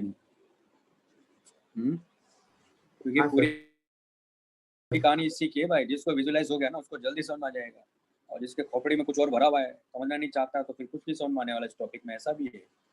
और अगर आपने मतलब बिल्कुल बच्चा बन के समझने की कोशिश करे तो बड़ा जल्दी समझ में आएगा, और होशियार बनने की कोशिश करे तो कुछ नहीं समझ में आने वाला। क्लियर है भाई? समझ में आ रहा है? विजुलाइज हो रहा है? तो अब इसमें बात आती है कि एरिया की डायरेक्शन कैसे चूज करें। एक बात याद रखो, राइट हैंड थंब रूल से एरिया की डायरेक्शन देखेंगे। कैसे? क्योंकि ओपन, ये तो एक तरह से देखा जाए तो ओपन ये सर्किट है ना, मतलब ओपन लूप है ना, एक तरह से मतलब ओपन सरफेस है ना, लूप नहीं, लूप तो क्लोज है, ओपन सरफेस है ना। तो हमने जैसे वहाँ देखा था किसमें, इलेक्ट्रिक फील्ड में, वहाँ सरफेस की बात करते थे, ऐसे सरफेस को क्या लेते थे हम लोग, ओपन सरफेस लेते थे। ओपन सरफेस मतलब कहीं भी हो सकता है, लेकिन यहाँ तो लूप की बात कर रहे हैं ना हम लोग। तो यहाँ क्या करना, राइट हैंड थंब रूल से इसकी डायरेक्शन देखना है, किसकी, एरिया की। कैसे? राइट हैंड मतलब जो फिंगर्स होगी वो sense of flow of electric current को इंडिकेट करेगी, और थंब क्या इंडिकेट करेगा, एरिया की डायरेक्शन। इसका एरिया की डायरेक्शन किधर है, इधर है।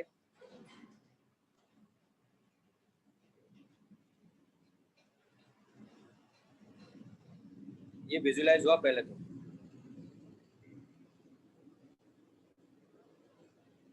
और यहाँ बी और इसके बीच में एंगल थीटा लिया मैंने। ये पॉइंट क्लियर हुआ? हाँ सर। एरिया की डायरेक्शन किधर है इसकी, क्योंकि राइट हैंड थंब रूल से लेना है। और नहीं तो मैं आपको दूसरा और तरीका बताता हूँ जिसको नहीं समझ में आया है। यहाँ से देखते हैं, हमने एरिया की डायरेक्शन कहाँ से देखी थी, ये बात कहाँ करी थी हमने, बात करी थी वेक्टर में। जब आप नए नए आए थे, पूरा जोश था, पूरी एनर्जी के साथ है कि बस थोड़ा फोड़ मचाई देंगे कि क्या करना है, हाँ? लेकिन बाद में पता चला कि करना तो बहुत कुछ है आने के बाद। तो हमने कहाँ पढ़ा था, ये पढ़ा था वेक्टर, याद आ रहा है? वेक्टर कब, जुलाई, याद करो वो दिन। याद है भाई दिन जब पढ़ा था? कौन से जुलाई, अप्रैल, किस में आए थे आप, अप्रैल में आए थे ना, तब हमने पढ़ा था वेक्टर। पहले क्या पढ़ा था हमने, मैथमेटिकल टूल्स में आता है लास्ट में टॉपिक, याद आ रहा है शिवम, याद आया? हाँ सर। तो कैसे देखा था हमने, ये ए वेक्टर था, ये बी वेक्टर था, ये एंगल हुआ करता था, हाँ। हमने इस ट्राइंगल का एरिया देखा था, फिर हमने पैरेललोग्राम का एरिया भी देखा था, डबल कर दिया था हमने। पहले इतना तो, पहले ट्राइंगल का एरिया देखेंगे तो सबको आता है। ये क्या लिखोगे आप, ये हाइट है, हाइट को क्या लिखोगे, h by B equal to sine theta लिखोगे। h कितना आ गया, b साइन थीटा आ गया। अब यहाँ देखो ट्राइंगल का एरिया क्या होता है, हाफ बेस इंटू एच होता है, बेस इंटू हाइट होता है। ये एरिया है, क्या हो गया, half A B sine theta. Vector में जाओ, ए वेक्टर इक्वल टू क्या लिखोगे, half A vector cross B, कहाँ से लाया मैं, A B sine theta. A cross B क्या होता है, A B sine theta N cap होता है। आप देखो इसका एरिया की डायरेक्शन किधर है, तो इसका ये भी तो बी वेक्टर होगा था कि नहीं होता है, इसका मतलब इसके एरिया की डायरेक्शन किधर है, ऊपर की तरफ है ना, ए क्रॉस बी इसकी डायरेक्शन में है ना, यानी ये जो प्लेन बन रहा है इसके परपेंडिकुलर है कि नहीं।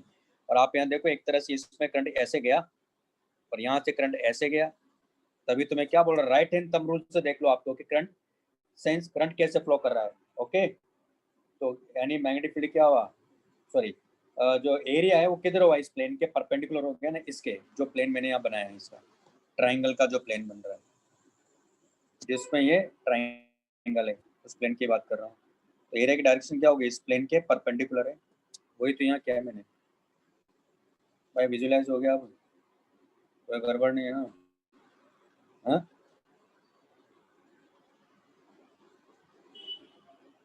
चलिए अब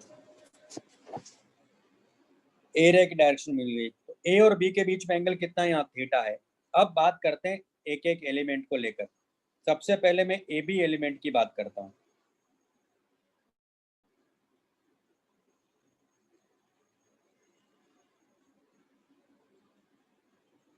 ए बी एलिमेंट पर जब आप जाओगे तो ए बी एलिमेंट पे देखो, ए बी एलिमेंट की लेंथ, ए बी की बात करोगे तो ए बी किधर है, इधर है ना, ए टू बी इधर है। तो आप देखो यहाँ ए बी और बी के बीच में एंगल कितना है, 90 माइनस थीटा है। तो हमारे पास कॉन्सेप्ट क्या है, F vector equal to I L vector cross B vector, यानी F equal to I L B sine theta ना, ये होता है।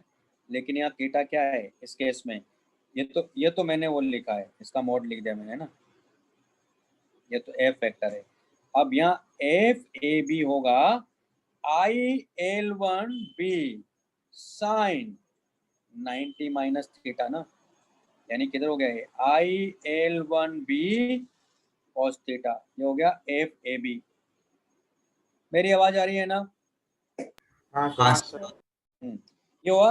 अभी किधर गया, किधर होगा इसकी direction, L cross B, L1 किधर है, A टू B की डायरेक्शन में है, किधर है, फोर्स किधर लग रहा है इसको, ए बी वायर को फोर्स किधर लग रहा है। अब मैंने क्या कहा, ये तो गड़बड़ है,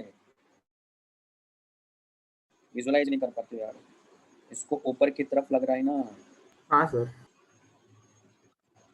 लग रहा है कि नहीं लग रहा है, एल क्रॉस बी, क्योंकि इसका एल इस डायरेक्शन में है ना, और बी इधर है, एल क्रॉस बी किधर ऊपर हुआ, इसका मतलब है फोर्स किधर लग रहा है, ये फोर्स ऐसे लग रहा है, एफ ए बी कैसे लग रहा है, ऊपर की तरफ लग रहा है। समझ में आया, ये आ गया। अब बात करते हैं बी टू सी के लिए। बी टू सी में देखो आप, बी किधर, बी टू सी किधर है, अंदर की तरफ है, देखो अंदर की तरफ यहाँ से देख रहे हैं तो, और बी किधर है, इधर है, दोनों के बीच में एंगल कितना है, 90 डिग्री है, तो एल क्रॉस बी किधर आ रहा है, इधर की तरफ, यानी ये फोर्स क्या होगा, F B C. F B C का मतलब ये फोर्स इधर कहीं है, भले यहाँ तो ऐसा बता सकता हूँ मैं, ये होगा एफ बी सी, और यहाँ जो फोर्स है ये F A B, F B C किधर, इधर, एफ बी सी कितना हो जाएगा, तो एफ बी सी हो जाएगा IL2 इंटू बी साइन 90, तुम्हारे पास हो गया IL2B, ये हो गया एफ बी सी। ये विजुलाइज हुआ, क्योंकि एल अंदर की तरफ है ना, और बी, एल किधर, यहाँ इस वाले जो टॉप से देख रहा हूँ इसकी बात कर रहा हूँ मैं, इस वाली फिगर की, तो एल किधर है, जे, जे मतलब क्या होगा, मतलब अगर इसको देखते हुए देखें हम लोग तो नीचे क्या हो जाएगा, माइनस जे कैप हो जाएगा, और B along the X axis है, तो एल क्रॉस बी किधर जा रहा है, प्लस सॉरी जेड, जेड मान लूंगा मैं, अगर मैं इसके अकॉर्डिंग चलता हूँ तो ये एक्स एक्सिस है, ये वाई एक्सिस है, तो माइनस जेड एक्सिस में क्या है, यहाँ L2 है, और बी किधर है, अलोंग दी एक्स एक्सिस है, तो एल क्रॉस बी किधर जाएगा, माइनस वाई एक्सिस में जाएगा, तो ये फोर्स आ जाएगा। अब बात करते हैं C2D के लिए। C2D में देखो आप, C2D में किधर जा रहा है, C2D में करंट ऐसे जा रहा है, तो C2D यानी उसका मतलब उधर L1 है, इन दोनों के बीच में एंगल कितना है, बी और इसके बीच में एंगल देखना होता है, ये एंगल कितना है, 90 प्लस थीटा, क्या हो गया 90 प्लस थीटा, तो F C D equal to हो गया IL1B साइन 90 प्लस थीटा, क्या हो जाएगा IL1B कॉस थीटा, हो गया एफ सी डी।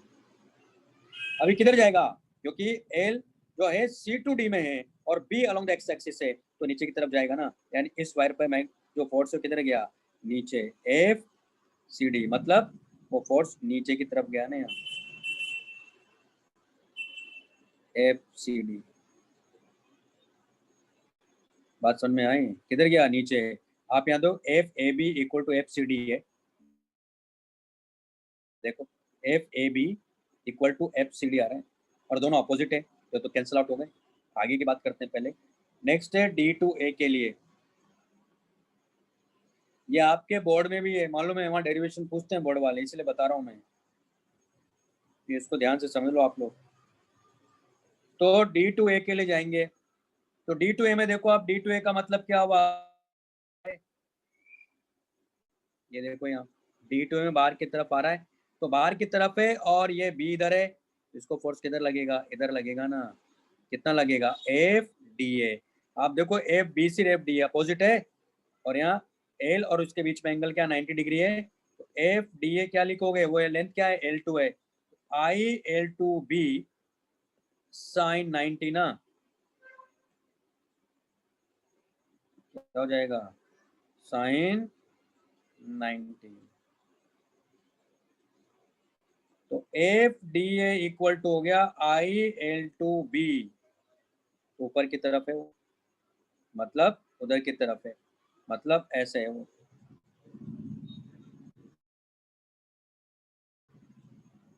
तो ये हमारे पास में एफ डी ए, आप यहाँ देखो F D F B C के इक्वल है और F A B F C D के इक्वल है।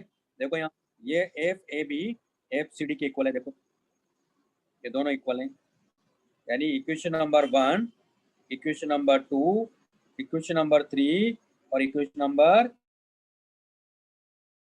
4। आप देखो यहाँ सिंस 1 इक्वल टू 3 आ रहा है एंड 2 इक्वल टू 4 आ रहा है, और सब अपोजिट है, इसका मतलब नेट फोर्स क्या हो गया, 0 हो गया। तो therefore F net equal to क्या हो गया यहाँ, 0। तो आना ही तो हम पहले बोल रहे हो, तो एफ नेट इक्वल टू तो 0 आ गया, लेकिन अब टॉर्क 0 नहीं आएगा। अब वो क्या आ रहा है यहाँ देखो, एफ ए बी और एफ सी डी ये तो एक दूसरे को क्या कर रहे हैं, खींच रहे हैं ऊपर नीचे। एफ ए बी किधर खींच रहा है, ऊपर, एफ सी डी किधर खींच रहा है, नीचे। तो रोटेट थोड़ी करा रहे हैं, ये तो खींच रहे हैं उसको। लेकिन एफ डी ए और एफ बी सी को देखो आप, ये दोनों क्या कर रहे हैं, इसको क्लॉकवाइज रोटेट कराना चाहेंगे इसके सेंटर मास के अबाउट। तो यहीं से अपने को टॉर्क मिलेगा, F A B F C D का टॉर्क क्या मिलेगा, 0, है ना। किसके अबाउट की बात करेंगे, इसके, इस एक्सिस के अबाउट ना, इस एक्सिस के अबाउट। तो वो तो उनकी लाइन ऑफ एक्शन एक तरह से वहीं से पास हो रही, तो खींच रहे हैं, रोटेट करा कहाँ रहे, तो रोटेट कौन करा रहा है, एफ डी और एफ बी सी, इनका टॉर्क अपने को चाहिए, इन्हीं दोनों की वजह से टॉर्क मिलेगा। क्या मिलेगा देखो, लिखोगे पहले या पूरा बता दो पहले, आवाज आ रही क्या, हाँ सर। हाँ तो पहले चलो लिख ही लेते हैं। तो फिर तो टॉर्क क्या होगा, मैं यहाँ लिख लेता हूँ वापस से, ये हमारे पास में है, इसमें करंट ऐसे जा रहा है, मैग्नेटिक फील्ड इस डायरेक्शन में है, ये ए, ये बी, और इसको मैं इधर ले लेता हूँ, इसमें करंट ऐसे जा रहा है, ये सी और ये डी, यहाँ फोर्स इसको ऊपर की तरफ लग रहा है, क्योंकि यहाँ करंट बाहर आ रहा है, यहाँ करंट अंदर जा रहा है ना, इसको फोर्स इधर की तरफ लग रहा है,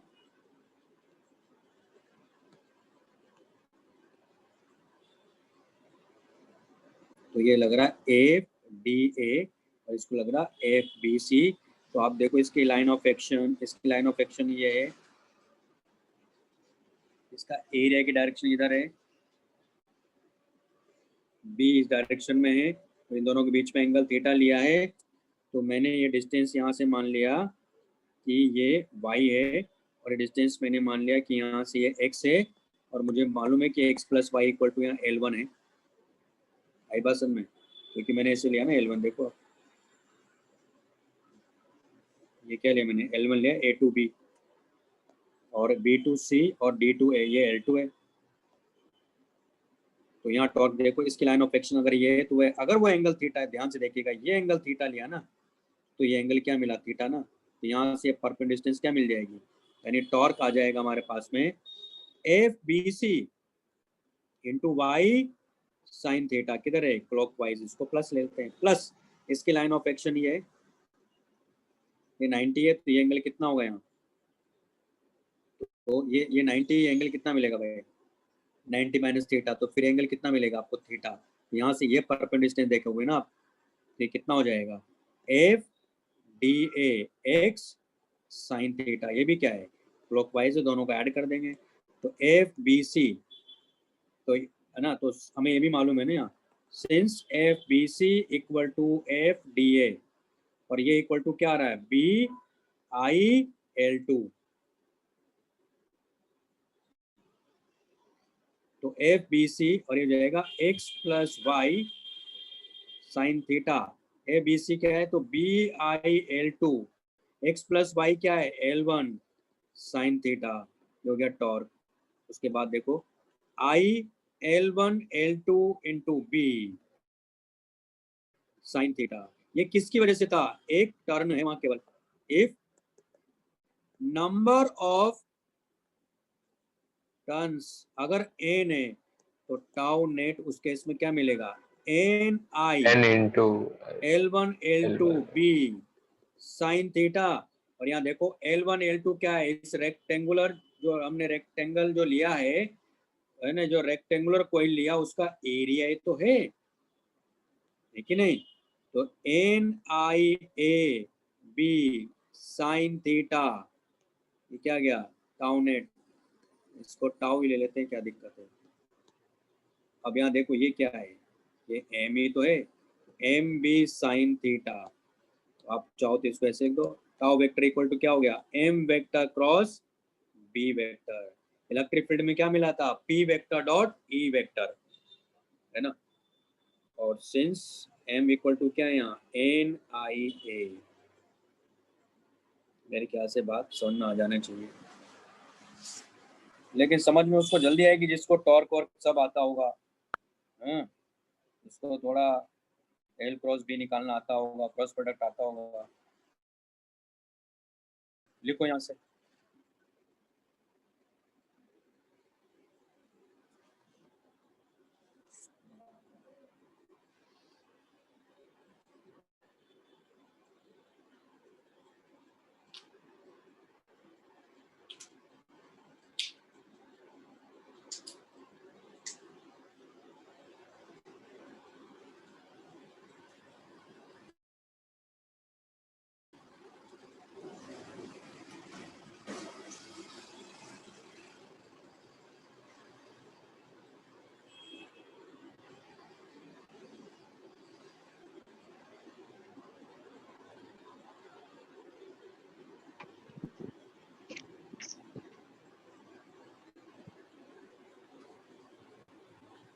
भाई आवाज आ रही है सबको। हाँ सर।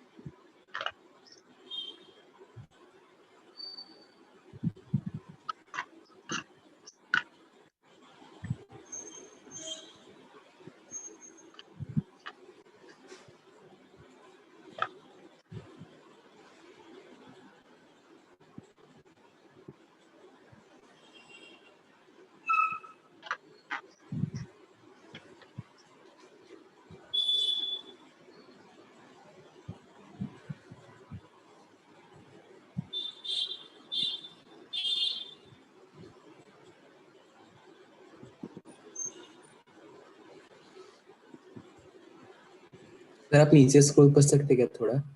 लिख लेने तो। हाँ सर। सर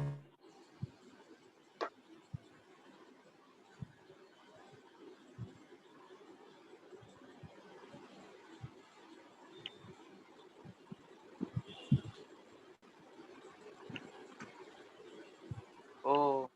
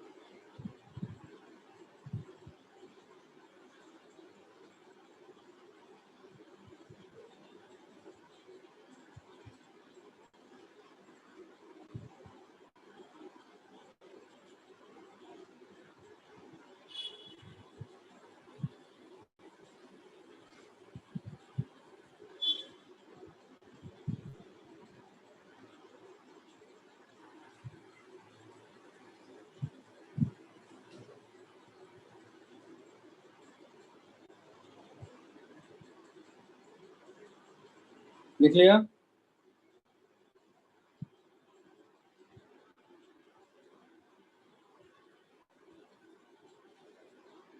मेरी आवाज आ रही है क्या? हाँ हाँ सर। हाँ सर। सर, नीचे नीचे।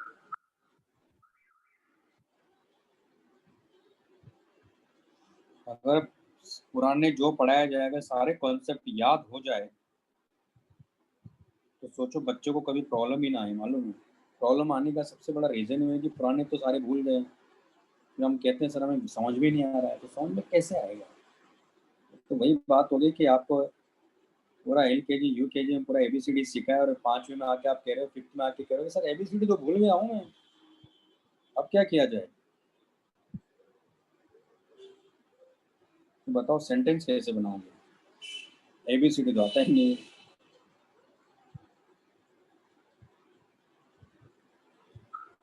तो 2 महीने आपको फंडामेंटल सिखाया गया था, वो इसलिए तो सिखाया था कि आपको क्रॉस प्रोडक्ट आना चाहिए, डॉट प्रोडक्ट आना चाहिए, डिफरेंशिएशन आना चाहिए, इंटीग्रेशन आना चाहिए।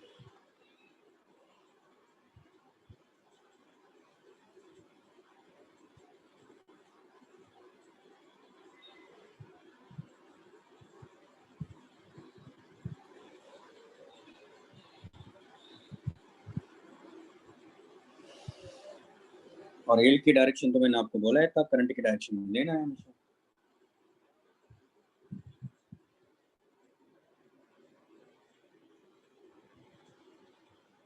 नहीं लिखा अभी तक, क्या कर रहे हो ऐसा?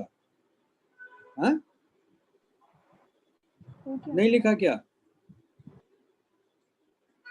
हो गया सर। लिख लिया तो सर। बोलो ना यार, लिख लिया, अब आगे बैठे हुए इतना सा उसके लिए बताओ।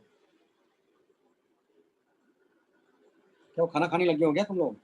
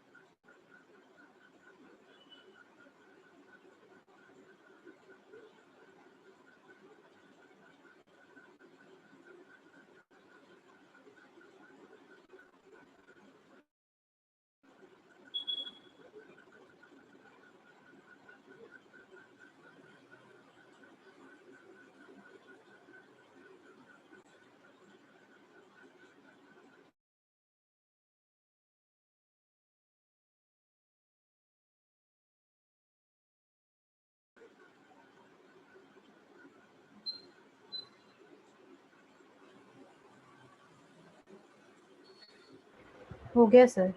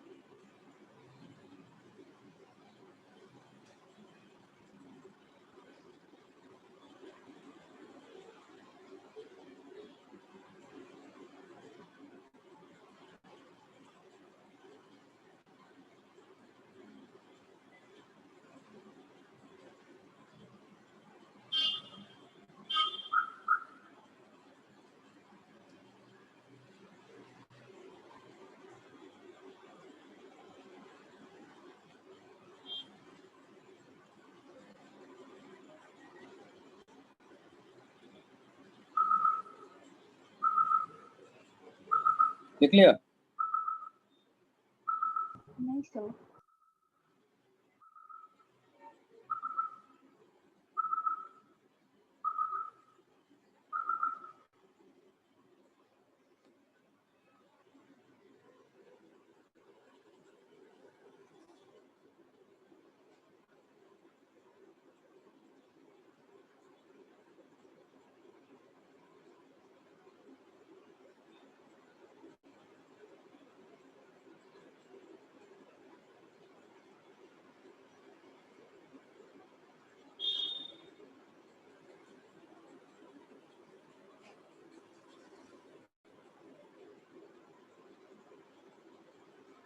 लिख लिया?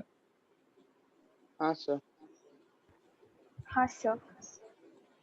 तो अब जैसे इसमें एक एग्जांपल था ना जो ऊपर करवाया था मैंने, कंप्लीट रिंग वाला, देखो उसमें टॉर्क कैसे देखोगे आप।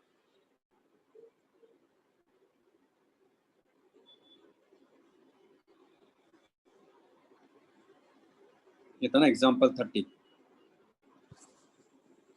एग्जांपल 30 इस वाले कॉन्सेप्ट से करवाता हूँ। देखो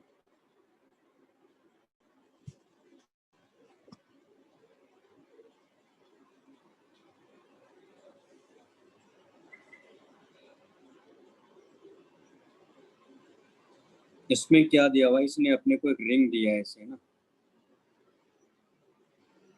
और इसमें करंट ऐसे फ्लो कर रहा है।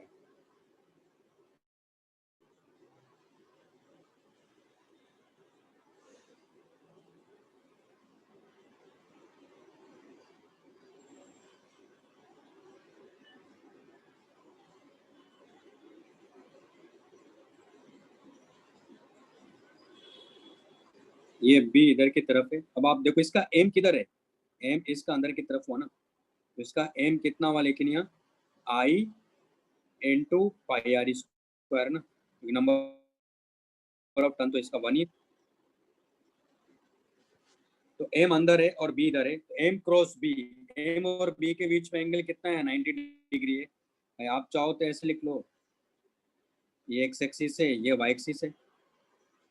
तो एम वेक्टर क्या होगा, इसका एम वेक्टर होगा minus I pi R square के कैप, और बी वेक्टर क्या हुआ यहाँ बी आई कैप। तो टॉर्क कितना लिखोगे आप, टाउ इक्वल टू हो जाएगा एम क्रॉस बी ना, तो रखो यहाँ, तो minus I pi R square के cap cross B I cap. आप देखो के क्रॉस आई क्या होता है, जे कैप, तो minus I pi R square B J cap, इधर ही तो आता था। इसका मतलब ये क्या करेगा, डायमीटर के अबाउट, वो भी तो डायमीटर के अबाउट ही रोटेट कर रहा था। तो कैसे रोटेट कर रहा है, एम क्रॉस बी, यानी इसका ऐसे रोटेट करना चाहेगा है। और टाउ वेक्टर की डायरेक्शन किधर है, यहाँ नीचे की तरफ है। राइट हैंड थंब रूल से देखो एम क्रॉस बी, तो थंब किधर जा रहा है, नीचे की तरफ जा रहा है, तो यही तो वैल्यू आ रही थी वहाँ। तो कोई भी अगर लूप है उसके लिए आप डायरेक्ट ये फॉर्मूला अप्लाई कर सकते हो, लूप के लिए कोई दिक्कत नहीं, लेकिन इस केस में मैग्नेटिक फील्ड क्या होना चाहिए, यूनिफॉर्म होना चाहिए, तो हम लोग यहाँ यूज करेंगे। अब पोटेंशियल एनर्जी के केस में तो आप लिख सकते हो ना, पोटेंशियल एनर्जी क्या होगी, मैग्नेटिक पोटेंशियल एनर्जी। इसमें तो डेराइव करने की जरूरत है नहीं, मैग्नेटिक पोटेंशियल एनर्जी क्या हो जाएगी,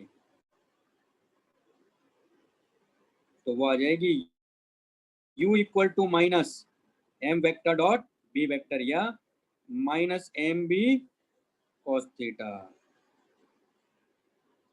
ये आ जाएगी। बात समझ में आ गई है?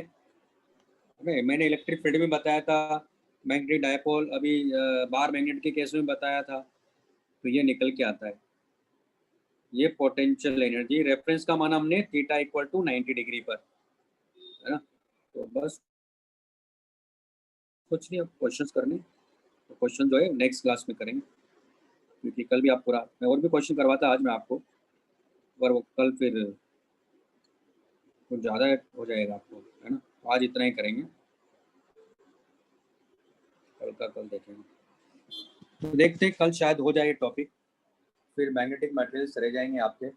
तो मैग्नेटिक मटेरियल्स तो मुश्किल से 1 लेक्चर या 1.5 लेक्चर लगता है, बस मतलब 3 घंटे में हो जाएगा ज़्यादा से ज़्यादा। तो एक साथ 2 टॉपिक हो जाएंगे आपके एनसीईआरटी के, ठीक है। चलिए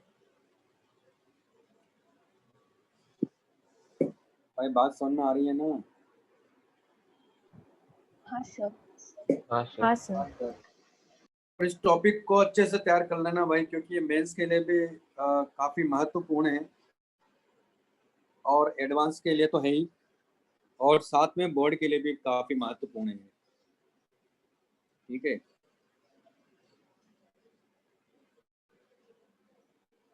तो बोर्ड में तो जो मैं पढ़ाऊंगा ना उतना ही तैयार कर लोगे, तभी आपके फुल मार्क्स आ जाएंगे, आपको सोचने की जरूरत ही नहीं है।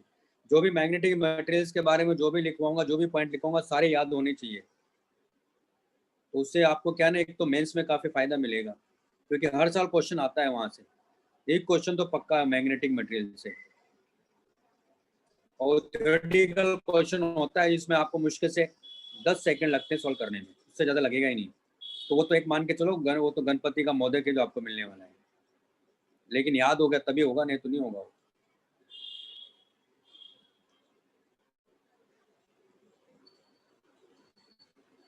चलिए फिर, ओके, बाय बाय।